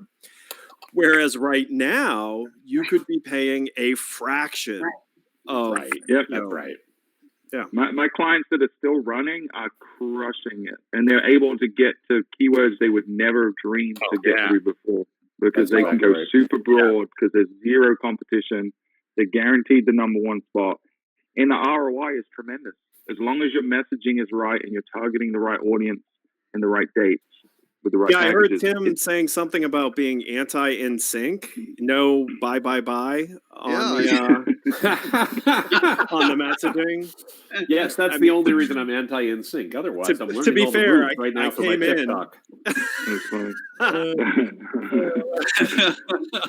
But to that point, I agree with Stuart in great deal. It's like I have hotels in markets that aren't closed, but hotels are closing in. That I am walking across miles of marketing voice territory that for pennies on the dollar, and the business that's still there, air crews that come off the plane and every airport, their hotel is now closed, and the force majeure is closed, and they don't have content and they don't know where to stay. I got a place. People that are stuck between what they're doing, where they need to go, got a place. People that need to go over and be length of stay in the city for whatever reasons, I got a place. And we actually have, for the first time this week, for the past 5 days, have twice as many reservations as we've had cancellations. Now, that's a weird contrast to ever say, but in the world of, I'm pretty dang happy. Yeah, right. Yeah. And it's because I'm literally standing on top of the hill of Best Hotel Inn, Downtown Inn, of Discover What, because it's 68 cents a click where it was $24 before. I think we actually have Greta on audio. We're making it back. But Greta, is your audio working? I am hoping my audio is working now. Yeah, we should all pretend we couldn't hear it. There we go. Hear you, but we can't see you. What? I don't think we can hear it. We'll just look at your small picture, but we'll know that you're there for it as well. If there's anything you want to chime in on, you just need sharp elbows with the group because we'll just talk over it. Right. So if you just want to pounce in, just pounce in. I wanted to pounce in on what customers are doing, and we held webinars. Gosh, time has flown by now. Last week, and a lot of hotels are doing a great job with day rates for alternative office space. They're also doing a great job with, talking to their local hospitals and city. As you guys mentioned before, but really put themselves into a situation because those medical providers want to find a place to be safe for quarantining themselves. And so having packages that help them understand, they'll be safe and they'll be quarantined, and, talking about all that social media that you're discussing, those hotels that are coming back to us saying they're using those, those tools in their toolkit, they're actually seeing some nice effects. They're able to keep their doors open and keep staff. So it's not everybody, but they're at least able to keep their lights on, and that makes an asset owner very happy. Mm-hmm. Yep, very true for them. And actually, on that, in the comments or in the chat, Del Ross posted a great list, hotel effectiveness of deep cleaning techniques. And please, hoteliers, tell your customers what you're doing. Now, you don't have to go run big ads and pay-per-click on your cleaning methods, okay? But let them know. And the hospital are going to be very interested in that. That was, again, one of our recommendations. We said, go to the hospital, say, what should we be doing? Here's what we do to clean the rooms. Can we do stuff better? But this is a fantastic checklist. And again, if you can start reducing the stress and start creating trust that you're doing the right thing to protect them, that will be what really carries you along when this stuff starts clearing up. So the converse is what drives me crazy, which I've posted in our chat room a couple times, which is basically upselling to a clean room, right? Yeah. So, that drives me. I'm sorry. What? All right, that's excellent. So like an anti-COVID-19 room, right? Or what was it? There's a property in New York City that said, we'll put you on your own floor. Oh, that was the Omni, yeah. Oh, no, it was actually, I think it was a Crown Plaza. But at any rate, I'm sure more than one of them has done it. So the other side of that coin, if I was a consumer, if I was a, potential guest, I'd say, so what are you doing with the rest of the rooms, right? And so guaranteeing infection. Oh, no. Now wait. Charge. Valen has stumbled upon the use case for attribute-based selling. That's so the base level is bring your own sheets. Okay, we know that. Yeah. And then you can work up with Yeah, no. I have to echo back to what Stuart was talking about in the blind eye that Brand is Brand was totally flat-footed with this. All of us were flat-footed with this, but the Brand especially seems to be tone deaf on some things at this particular point by thinking of those terms, because now we have I'm going to, Lauren, I know we always have this argument, but I'm going to push back on this. Come on. I think if you look at some of the things some brands have done, Best Western has done a remarkable job in terms of they are waiving tons of fees to owners over the next 2 months and things like that. They did that quickly. They did it like 3 weeks ago. incredibly quickly. I'm trying to look up the things, but I mean, this was really, really well done and a model for for their franchisees, for their members, across the board. And I can't find the exact thing at the moment, but basically, all co-op marketing fees waived, all brand fees cut by 50%, all reservation fees cut by 50%. That's tangible, but not all the brands have been so generous. By the way, I completely agree with that. I always push back on the blanket statement of the brands did a bad job. Some did, some didn't. Right? Says next brand guy, right? I think it's just the next brand guy. I mean, you're not wrong. Who works with independents today for a reason? Sorry, Stephanie, go ahead. Some of the hotels that I work with, have relationships with the brands, and where some of the marketing services have stopped. Said, okay, so what are we? We're still having to pay for account management services for these hotels, even if they're, and they're saying we're still working on how we can help. And You know, like we're Yeah. however many weeks in this crisis and we're still waiting for an answer. And we're like, well, you know, if you can show value, then that's one thing, but you know, you got to work with us a little bit. So we're still awaiting responses.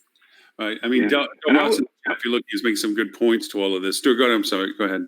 I was going to say, you know, I'm a member of a bunch of different rewards, you know, programs with the brands, and I don't travel a lot and stay in brands. I try to stay in independence, but I have, you know, a Bonvoy card and a Hilton Honors card and things like that.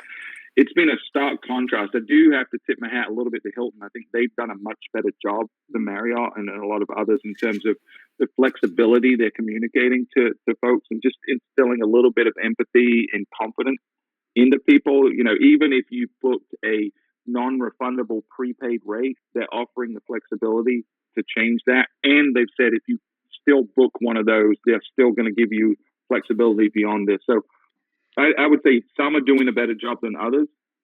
And if you look at the type of headlines that are coming out, I think, you know, this is my opinion. I'm not a brand expert, but I feel like Marriott's probably getting a little more bad press than most of the others. They were one of the first to cut jobs en masse.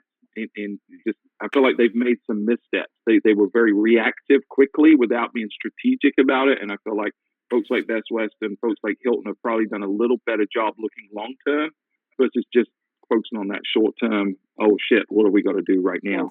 But Stuart, Arnie's they video, have to- Arnie's video was stellar. I think that was. Yeah, I mean he they did a really they did good job. PR it correctly, but you also have to realize they are substantially larger than most other Mhm. brands. So to turn a ship requires, you know, kind of knee-jerk reaction in order for it to come out to where they did the same thing another brand did, you know, but it took them 3 weeks to get it through their system. So I mean, listen, I'm usually one of the first ones to kind of poo-poo some of these brands on these things, but I will say they have an opportunity, and that opportunity is they can actually show their owners truly how valuable they are by negotiating on the behalf of their franchises with the U.S. government for the bailout. If they help their owners get bailed out and it's done through a conduit through the brand, that owner, you will never be able to tell that owner that that brand isn't the best brand. Right. And so that is the opportunity they have. And honestly, they should be doing that. That's right. To Tim's point, I have an owner that has a Best Western and some of the other bigger brands, and he posted a video thanking Best Western for their flexibility, because there are a lot of owners that are super scared that, just like with the airlines, the bailouts being at the huge big companies, and how is it going to help the smaller owners? So are they going to help Marriott and Hilton versus help the smaller owners and management companies? And I know that was a question that was brought into the query of what we could ask the gentleman earlier today, and I just didn't really want to put them into a position where they had to, because they have to speak over this because they got to talk to those same people in different rooms, and I didn't want to kind of hold them to the spot of what do you think this is going to go to, or who's going to benefit the most out of this process. But I mean, it is a valid question as the road goes forward as to who really is going to be helped the most from this process. Is it going to go from the top down? Is it going to go to the bottom up? Is it going to go to the people in the middle? You know, all of that kind of stuff that is still a question mark, you know, as to how it breaks down. But going back to the brand and what Stuart said and so forth about closing down brand the social, this is an amazing opportunity. And I think, Greta, you had this on one of your webinars, because I know I said something about it. Is the longhand conversations that can be had now. We're not looking at the 7-second rule as much as we used to. We're not talking about impact, boom, boom, and then the action button. We're talking about the ability to stretch out the conversation, improve the dialogue. Stuart, you hit it best. The aspirational, 80% of the people enjoy more the planning of the thing, somewhere 80%ish something, enjoy the planning of the adventure more so than the actual adventure itself. And so we have this wonderful chance to create storyboards and storylines and content. And really, that's the thing that we're focusing the most on, is we're piling in mountains of content on the website, because whether you use paid advertisement or whether you use social content, it all has to point to some core source. And then when you start talking about the schema and Google Zero and showing up for stuff, nobody's touching it. They fired. I had 3 previous clients call me up. I'm not going to call them out by name, where they're like, "Hey, Lauren, what's up?" And I'm like, "Oh, hi." It's like, "Hey, listen, do you still have access to our Google account?" I'm like, "Yeah, you never pulled me off it." "Oh, thank God. I can't shut off the account," because their company fired the people that had access before they realized who they kicked out the door. And I'm like, really? Yeah. Brilliant. Well, first of all, I agree with what you just said completely. I also want to go back to what Valen said, because I think that messaging of what Radisson is doing in terms of, talking about how you're helping your local community, talking about how you're helping your staff, talking about, what you're doing to make this better for all the people around you is probably the best brand marketing you can do right now for the longer term, right? Because it's non-selling. It's just, hey, we're in this we're facing the same challenges you are. This is what we're doing to try to make a small dent in the universe in terms of making this better for the people around us. And I think that's going to pay. I don't think this. I'm confident that is going to pay dividends in the longer term. Oh, yeah. We already knew from Katrina, and even before that especially after Katrina, those companies that were actually able to promote what they actually did and show customers what they were able to do. The social media aspect, though, I just want to go back to how important that is for people to tell their story in a way that's unique. Not always the silly part, but right. Showing your general manager doing laundry in the back, showing what an honorable profession hospitality is. This is the day we get to really tell what it really feels like and how good it feels to be part of our industry. And those stories will help build a new group of people that want to be part of what we're doing, because we're doing things that matter. So I think if these hotels can really step up to the plate, like I was so proud to be with Hilton, and we took care of 1,200 Katrina victims, and we were able to turn them around into Section 8 housing in 7 days with sponsor families. And FEMA came knocking on the door the day we actually sent 10 people off that we couldn't help because they had health issues to the shelter, but we didn't have to send them off someplace. We took care of them, we housed them, we sheltered them, we found them sponsors, all the resources they could possibly want. And if you use creativity and innovation, and that's what hoteliers are, and our problem solving skills, we can really change and make a difference, but we have to be really creative. And it is a fabulous story to tell. But I think everyone's just, if they don't use their marketing opportunities today, they're missing out on those, to tell those stories, because everyone will be telling the same one, and they'll all just they'll piggyback on each other. One very, very, Greta, that's a great point. One very interesting thing I heard somebody say the other day, yesterday, I think it's been for one very long day this week. But one thing that I heard someone say was that, this situation, what is interesting about this situation is this is a hurricane that happened to hit the entire globe, and all the things that have been true in hurricane situations are kind of the same thing. Obviously, the length of recovery may be a lot longer, but I just thought it was an interesting way to think about it.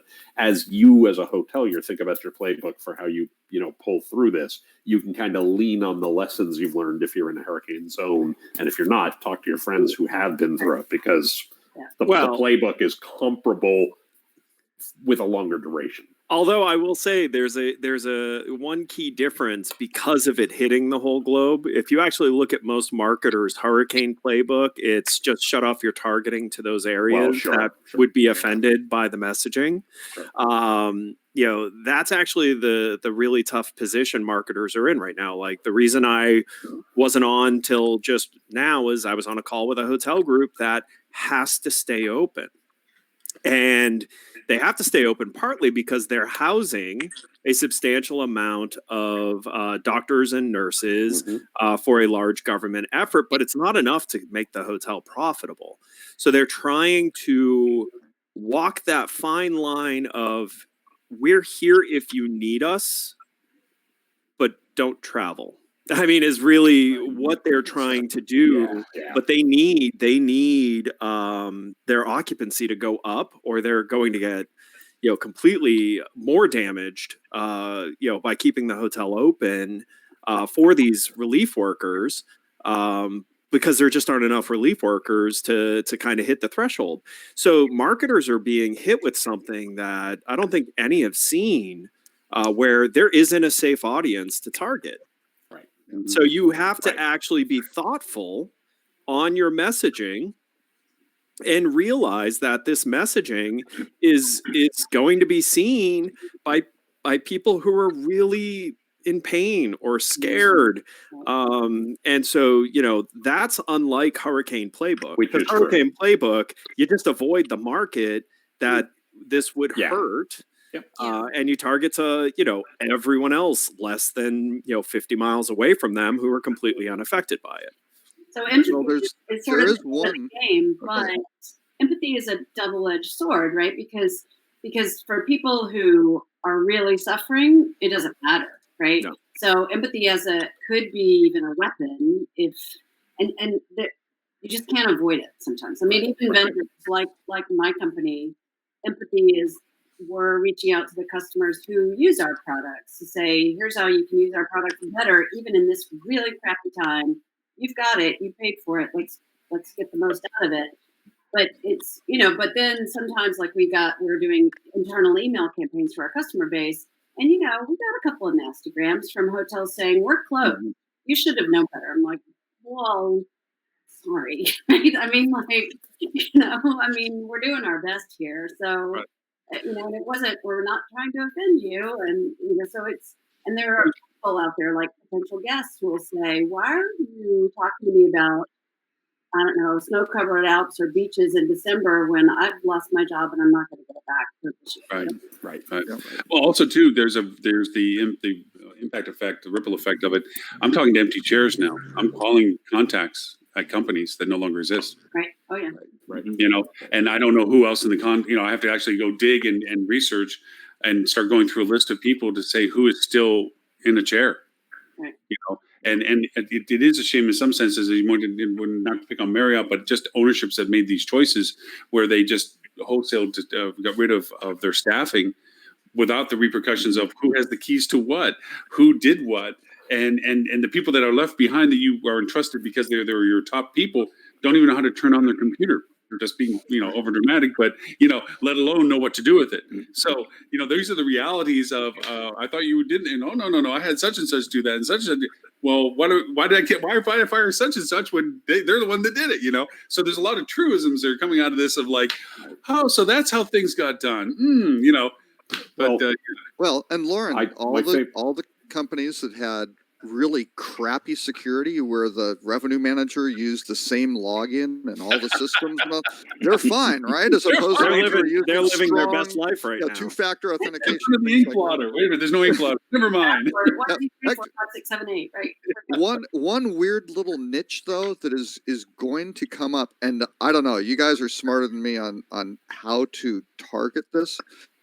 There's going to be people who've had coronavirus and now they're fine, right? Because most of the cases are relatively mild. That's great. They're immune, right? So I predict there's going to be a big focus on how do you get those folks. Yeah. They think that's true. Yeah. Nobody knows for sure yet. Right.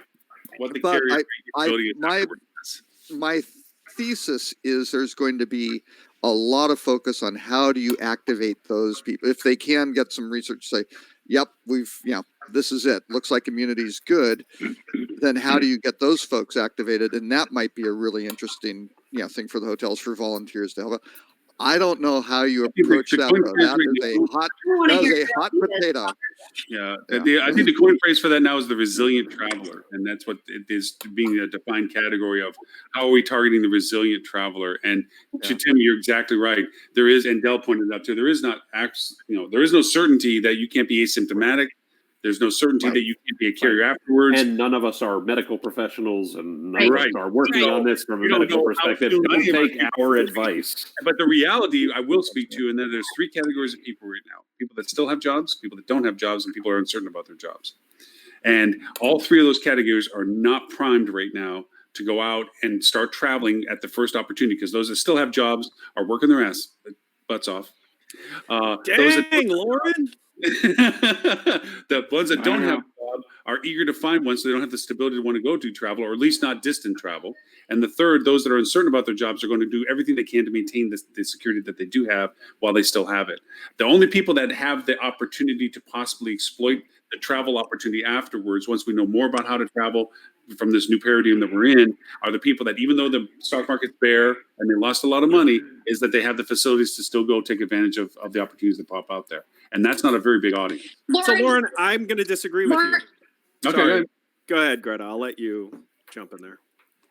Sorry, I'm like waiting for just a brief pause.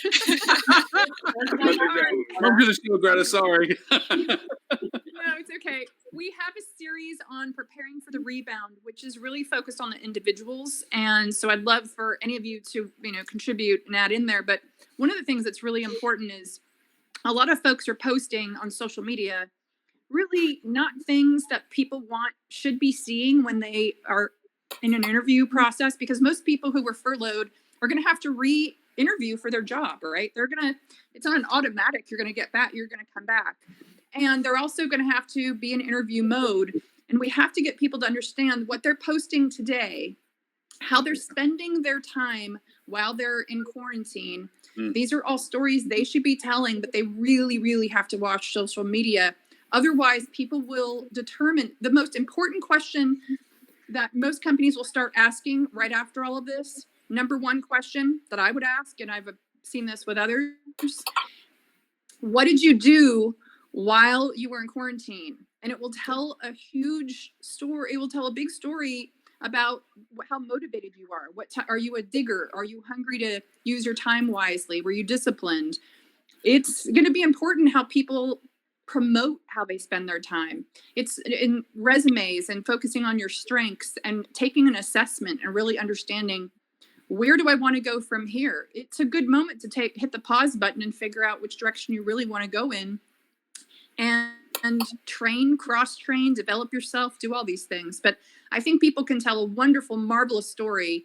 It's just whether or not they choose to. And people will hire people back, but they're probably going to be looking at who they hire back in a very different way.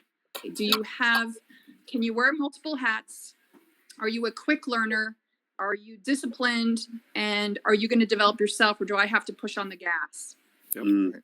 Now, to the other side of that too, one other thing I'd kind of put out there is how you furloughed or laid off your employees is also going to affect you or help you when you recover. I've seen many stories of people being notified that they have been laid off or furloughed via email. Yeah. And I got to tell you, I know it's hard, and you're a leader who doesn't want to just handle the beatdown of every employee reacting to this. That is your job as a leader.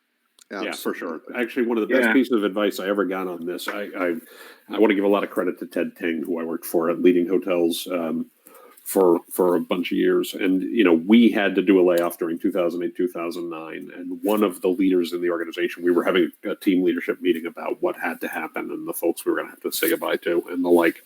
And there was somebody who was in a relatively senior role who had been with the company for a long time, had never laid anyone off, just because of the nature of the thing, and said, I hate to admit this. They said, but I'm shocked by how hard this is. And Ted's response was, good. It's supposed to be hard. Yes. You're telling people that they can't work here any longer. And if you ever reach a point where you can do this without feeling somewhat emotional about it, it's time for you to find something else to do with your time. Yep. And that has stayed with me for a long time, because he's exactly right. Not to get too political. Yeah. The Hey, look at the Apprentice time. I is gotta the run. worst thing. I remember going to a Take Your Child to Work Day.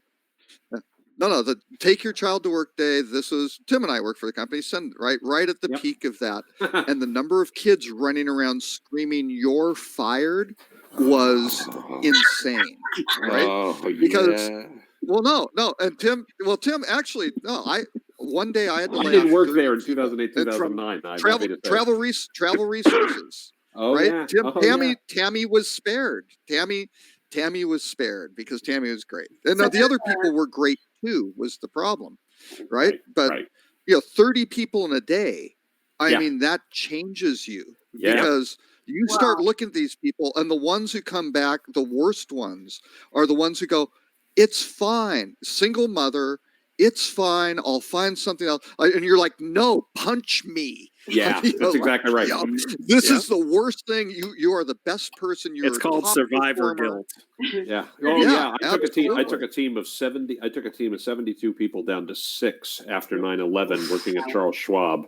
And Yeah. my worst particular day, I will tell this story. This was a little off topic, but I got emotional because there was somebody who was a dear friend of mine who I had to let go, and they were consoling me, and I just felt like the worst human being in history. You know, like that is a low point. But I you know? also wanted to point that out because you may not realize, but they're all telling each other how they're being let go. Oh, yeah, for it's, sure. It's Oh, yeah. very For public on social sure. right now. And I've seen a mix of singing praises of wonderful leaders who really did go above and beyond to make sure their people who they had to furlough or had to lay off were okay. And then there are the ones who, yes, they emailed a team of people. Group text. Yeah. And a Zoom meeting. Hey, glad you're well, on. at least a Zoom meeting. You're face to face. I mean, No, their Trip Actions this week, which is a corporate travel startup, laid off 100 customer support people in a Zoom meeting where everyone was present. At the same time. Oh, that's Yeah. efficient. First people joined, got fired. Second people got rotated furlough. Third people got to stay. The American Idol approach. We've separated you into groups. Who's going to make it So they through? said, so there's an article. I mean, I'm not giving anything private away. It's in protocol. So, but you could see, so everybody was just like we are, right? You could see everybody and you could see people and everyone was muted. No questions, right? No, so muted from the top down. You're lined up with blindfolds. Just get shot. Yeah. Yeah. Robert, I'm afraid I'm going to have to let you go. That's all right, Ed. That's all right, Ed. I believe by you continuing on, the world will be a better place. I'm willing to make that sacrifice. Hey, by the way, folks, I really do. I wasn't just making a joke. I really do have to Tim, bounce. We're letting Tim go.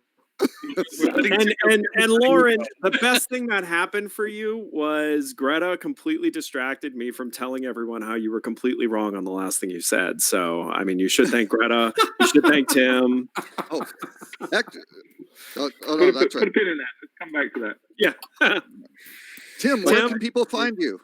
They can find me at timpeter.com, and I'm TC Peter on Twitter. I hope you all have a wonderful weekend. Stay well, stay healthy, stay indoors, wash your damn hands, and look forward to seeing you all a week from today. See you, Tim. Thank you very much. Bye, Tim. Good insights today. Thank you. Hey, can I bring up one other point that Dell made in the comments? Can I tell He Lauren said- how he's wrong yet? No, right after We're this. getting really far away from like when Lauren said has something completely wrong. Lauren has messaged So- me, said, come up with topics so Ed won't tell me what I'm wrong. So I'm really trying to help him out. Actually, Dell made the point on vacation that people are they're using all their vacation now, right? So his little posit was, hey, this may be tricky because people may not have vacation time. They're going to be cash strapped, and that may, make a recovery even harder, which it's like, thanks for depressing us, Dell. So, but here's the thing, But and it's the actually reality, right? that seeded what I wanted to kind of point out here is there are different audiences of people who will be in different situations. Do not make the mistake that Lauren was making and assume that your audience is only the people who can get on an airplane to come to you. Not airplane, it's airplane. Well, no, but the way you were painting the amount of effort and cost to go on a trip was as if it had. How about the narrow casting of not looking at it as a funnel anymore as it is a segment? Right. So while I understand that there are going to be entire groups, large groups of people who can't travel like they previously had intended, that does not necessarily mean they will not travel, because unlike ever before in human history, we have all been locked in rooms for an extended period of time. And I think you're going to find that even a small escape is going to be something people are looking for on the other side of this. You should be prepared to have yourself available to different audiences than maybe you had targeted before. Because yes, your audience may have that, really deep impact to them because a large percentage of that specific type of audience happen to work in industry sectors that led them to strong financial hardship.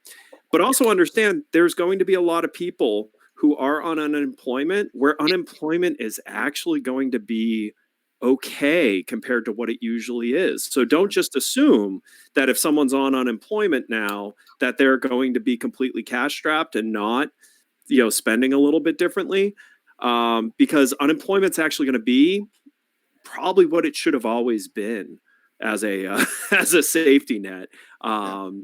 Thanks to what's being argued right now in the House. But also anyone, if you are a family resort, like I need to get my kids out. Like I'm sorry, like my kids. I agree with you in it all. And I'm trying to point out the fact that we think we're going through a tunnel and we're just going to turn the lights back on to the way it was when we come out the other end. And what I'm trying to say is, no, you just don't go back to turning on the campaigns you had before, to the people you thought before, to the reasons you had before. To your point, they're still going to want to do stuff, but they're going to do it in a whole new context, and there's going to be a different way. Segments. Well, for example, right? So we're talking to a lot of our clients right now, preparing for at the appropriate time. But staycations are going to be a big thing. People are being stuck in their house. They're not going to want to travel because of fear. They want to stay close to home. But they just going to want a different scenery and the relaxation of a hotel. So having a package that targets the locals and also ask them to support local business, I think is a really good thing to be strategizing about right now, because your local market will be the first to come back, and then your drive market, and then eventually business and group and flight and all that other stuff. But don't neglect your locals. They're going to want to travel or stay in hotels. They just might not want to go too far to do it initially. Right. Well, and Lauren, I think what you're trying to create is it's not a funnel, it's not a tunnel. There has been a branch in the timeline, and there will be an alternative universe now. We're in the Kelvin timeline now. There is no returning to the universe as it was before this event. We can start doing crossovers, and there'll be evil Lauren will come. And yes. It'll be great. On the evil side on this one, but so it'd be Evil Lauren and Nice Ed. Is that it? Yes. I own it. Through the looking glass. Hey, what Lewis is pointing out to is like, and this goes to alluding to what some question that Tim had brought up that was in the conversation. Our social norms have also changed, and it will affect us a lot longer than just the return to our ability to do things. And that's going to change how we go into any place. I mean, as we're talking about, it's like, will we go in and get our thermometer or our temperature checked? Will we have to ask questions of cleanliness standards? Will there be new protocols that have to be communicated in our messaging before people feel comfortable enough to travel with us? There's a whole lot of changes going on for people now realizing that until a virus vaccine of sorts gets fixed and or some sort of ways to handle this gets more normalized, people will be modifying their expectations in their travel process as well. It's going to be a long time before I touch a breakfast buffet. Any of those screens again. Yeah, or not stone a person that counts more than 3 times. I mean, I've been around with rocks for a whole week now. I'm interested to see how the brands change their standards as relates to buffets, for sure.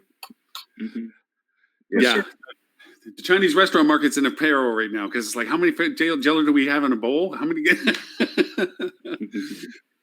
But anyways, so is there any particular other article, since we're getting close to a time of it, is there any other article that stood out that we want to make sure? I know we want to hit the boop, and the rut roads are kind of self-evident, but I mean, is there any other articles that came out of Robert's list that we want to make not miss?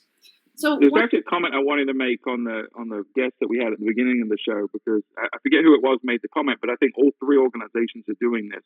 Typically they're all very gated communities. So you have to be a member to derive the benefit from the organization. But one of the things I've been really impressed about in the hospitality industry in general has been the generosity and the we're all in this together kind of fighting spirit that I've seen. So a lot of these organizations and entities that are out there trying to help their stakeholders are also opening that up. If you look at AHOA, for example, all of what would have usually been gated content is now publicly available to everyone to benefit from. Yeah. So I would say hats off to everyone that's taken that approach, because we really are in this together, and the more we can help each other survive, I think the stronger we're going to come out of this.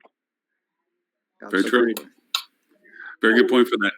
Shall we consider the boop, or I mean, I know we traditionally go for the rut row, but the whole show has been about a rut row. Yeah, so let's boop it up. What was the boop today? Well, no, the only thing is, the only reason I put the Robert, let Valen talk. So the only thing I wanted to talk about, or just sort of briefly mention, was the article in the Caterer about the OTA refunds. Yeah. So I have friends, like we all do, in various parts of the industry, and so one of the things that I had heard is part of this challenge is that the call centers that are maintained by all the big companies were hit hard by viruses.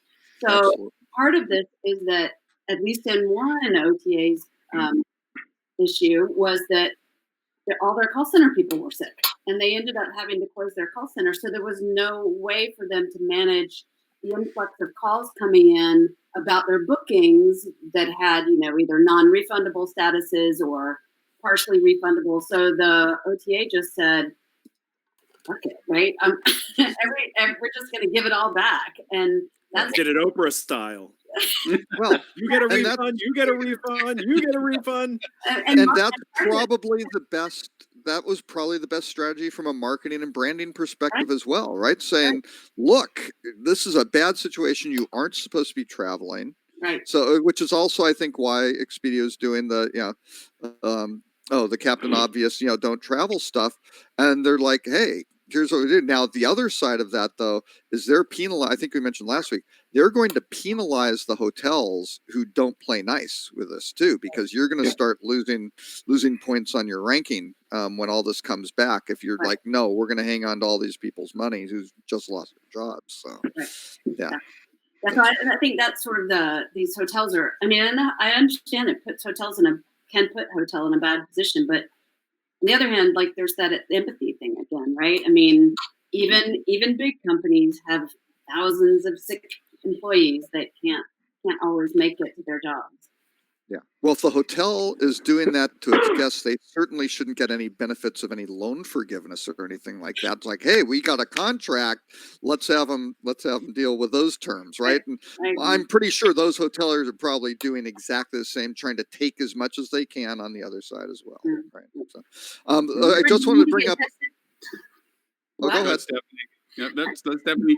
No, I asked Stuart if he needs to get tested. I heard him cough off screen, but he didn't want to write Yeah, it. Stuart, you can swap, buddy. I think I already had it. I had like a month of coughing and flu and all kinds of stuff. So, I'm actually convinced that I had it right after the marketing conference. Yeah, you probably got it from me because I think I had it. Me then. too. I'm pretty sure I had it as well. Because it was the roughest, fastest I've been hit. Yep. By anything that I've ever been through. And it didn't test positive for the traditional strands of flu. Same. Yeah.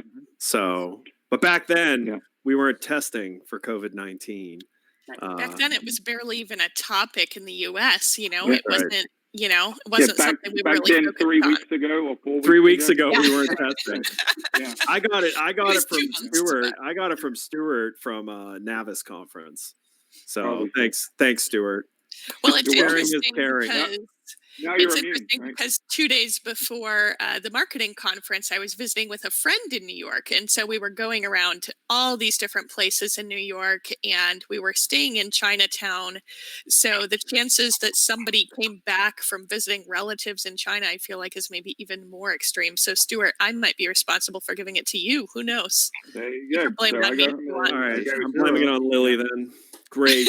Not the So- Chinese food, Lewis. Has nothing to do with actually being Chinese. Now, I also do want to call out because it has been a while since I've seen Stuart, and he may not have bragged on this, but even with having the flu and being fairly sick, he completed a marathon. Really? Yeah, Wow. my wife was very much opposed to that, but I All had put the common training sense in and I would be. decided to do it. Yeah, I mean it was stupid, but I did it. So, and And I I'm- survived. I'm And you're so alive to impressed. tell the tale. Yeah. Barely. That next week was rough. I thought I had pneumonia for a few days there, but I survived it for sure. Yeah. It probably did. Yeah. Well, So- given the fact that a week ago we wouldn't even talk about hotels contributing their assets to being anywhere related to a coronavirus aspect of any sort, and then we started breaking that ground by talking about putting a coronavirus tab on your website to address the concerns that guests would have, to now talking this week about actually contributing your inventory as a place to support what's going on with coronavirus. I mean, that happened 7 days. I mean, 7 days. 7 days. Listen, this week I've spent a lot of my time showing our partners how leaning into talking about the reality of what's going on actually gets way higher engagement than they were ever getting before. We have multiple, and I've shared it with you guys that like we have multiple clients straight up leaning into, you should be home, you shouldn't be traveling, we are closed, so let's have fun, some fun together. Yeah. And My, those my favorite I've here. seen, Yeah. I saw Discover Estonia put out a campaign, and the hashtag was "Stay the F home."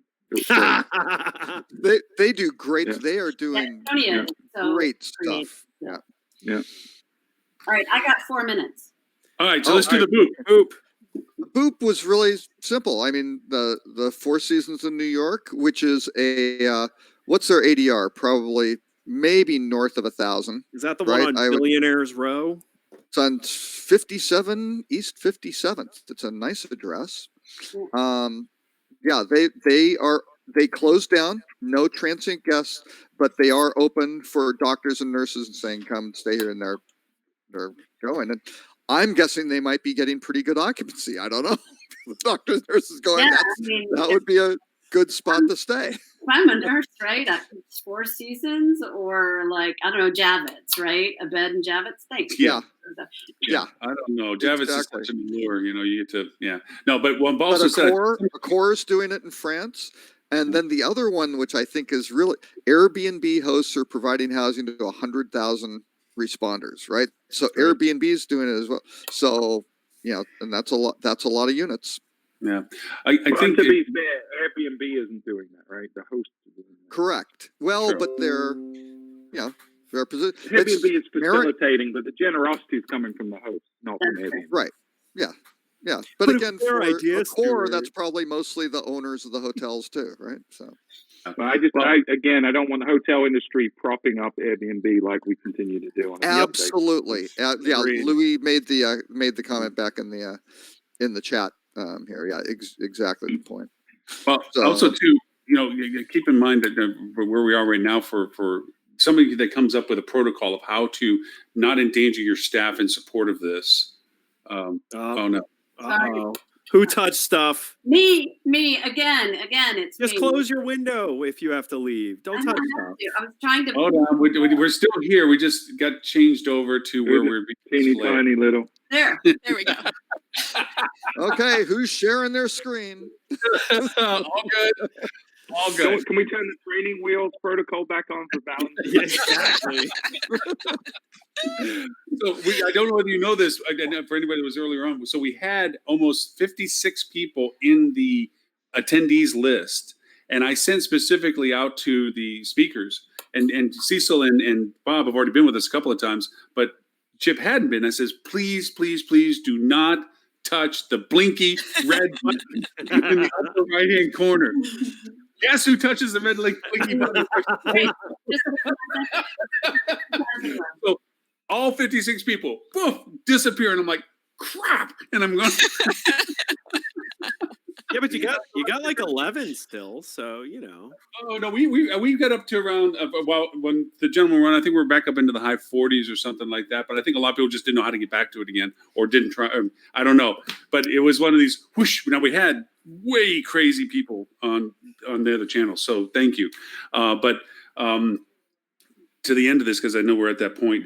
Valen, thank you very much for the time and the questions and the contribution and everything else. And knowing hopefully we still have some time, I hope that we get to see more and more as the weeks go on. If people want to know more about you or what you do, where can they find you? So Twitter, I'm at Valen Perini. LinkedIn, same Valen Perini, and Norone is at www.norone.com. Outstanding. Lily, I have to talk to you after this because we have to finish your podcast formulation thing. So we'll deal with that in a little bit. But if they want to know more about what it is you do and where they can find you, where can they find you? You can find us at tcrmservices.com for all things day-to-day revenue management, and also at thinkupenterprises.com for assessments and strategic plans and system audits and all of those fun consulting services.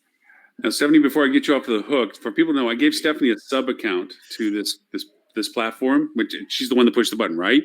So she thought I gave her. It wasn't Stephanie. It was me. Oh, was it? Oh, it was you. Okay. But I gave Stephanie access to the sub account. And what happened was we found out that you actually have to sign up for a free account before you get the access to the pro account.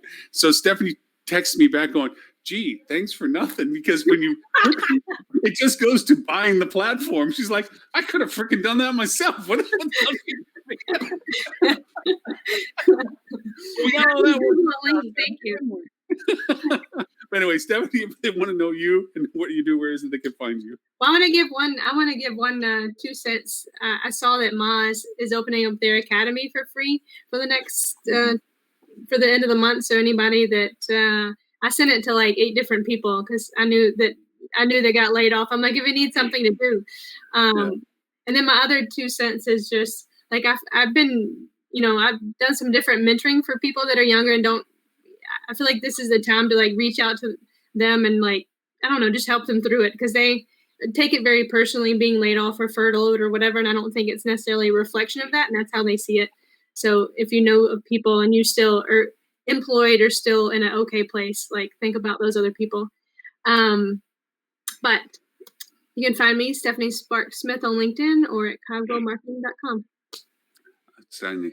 Mr. Cole, if they want to find you, sir, where can they find you? rockcheetah.com or at Robert K. Cole. Or if you want to subscribe to the Rock Cheetah Hospitality Update, you just go to bit.ly/rockcheetah, all lowercase. And for the record, I had mentioned that earlier in the show before you were there. Just so you know, I'm watching your back, buddy. You did. Well, thank you very much. Even though you don't do your homework and pick a freaking music track so we can make a podcast for you, but that's beside the point. I told you.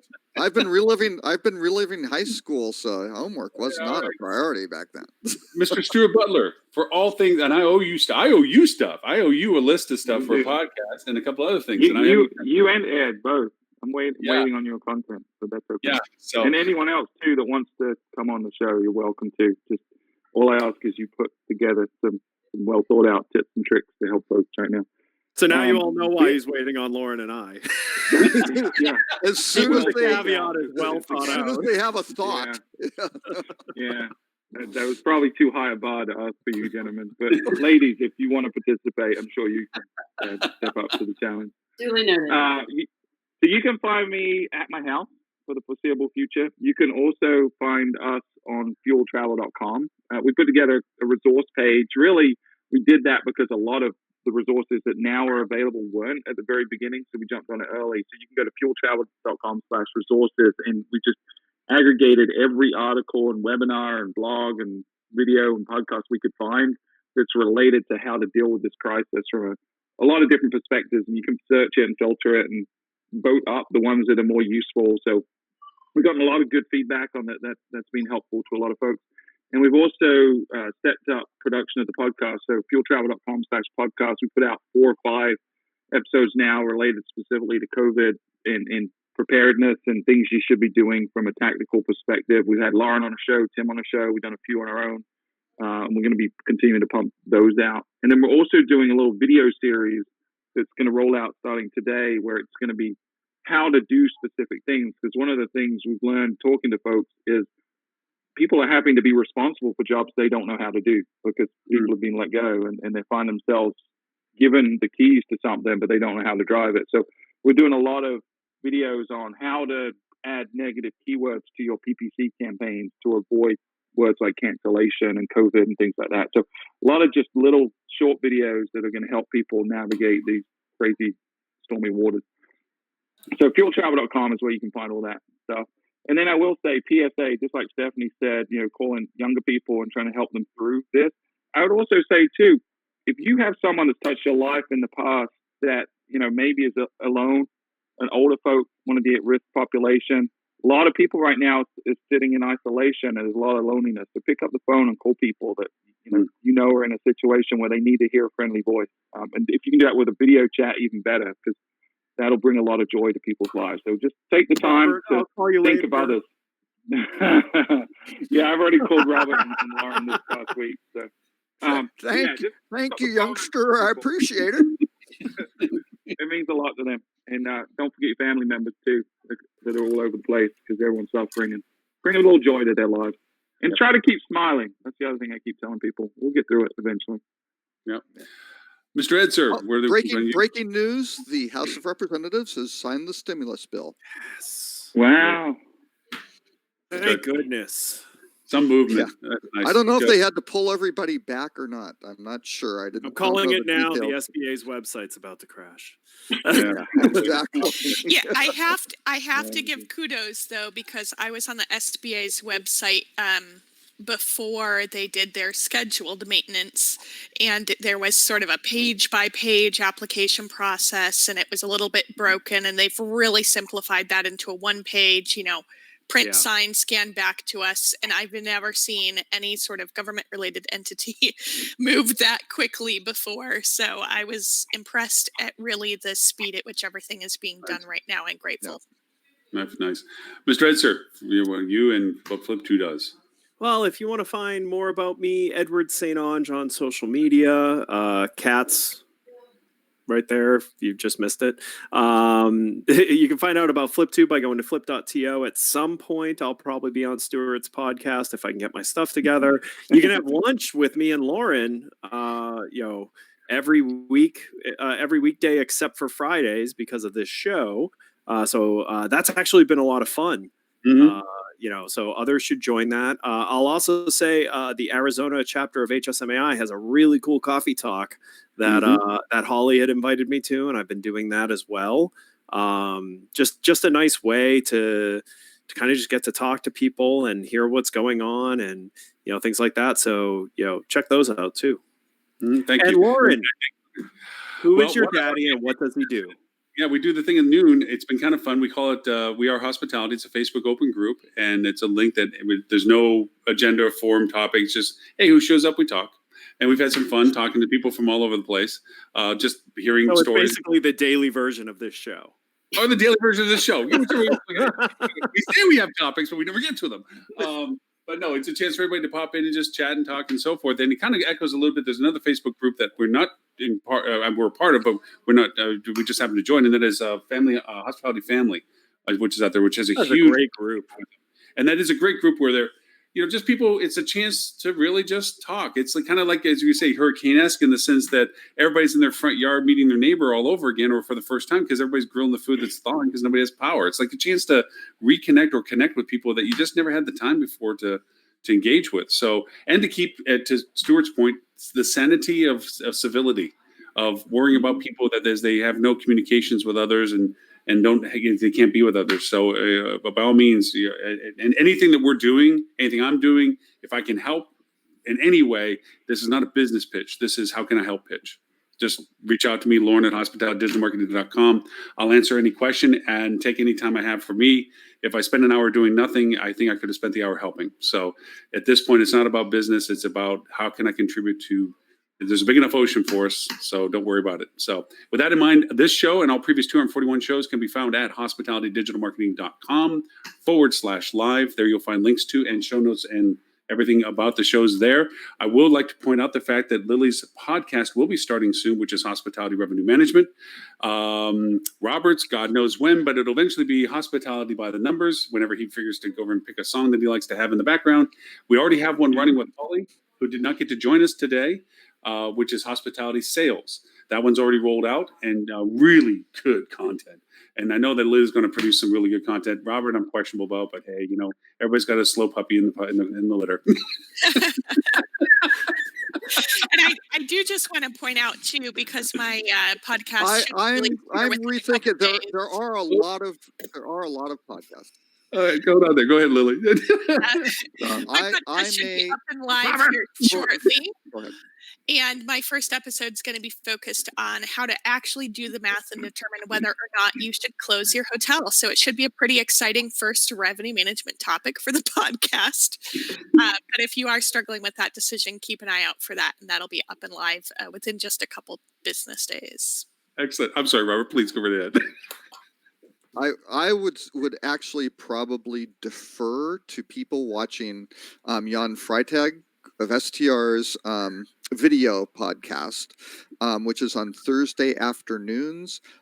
STR is doing some incredible stuff now. I think they've been freed up by their new ownership with CoStar.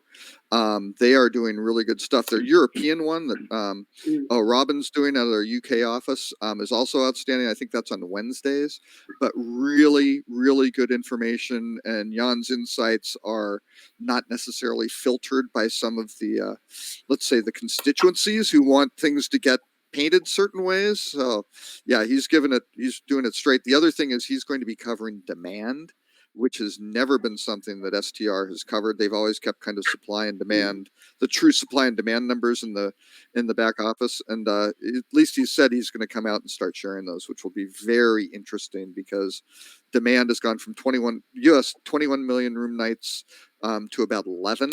That was a 1 week change.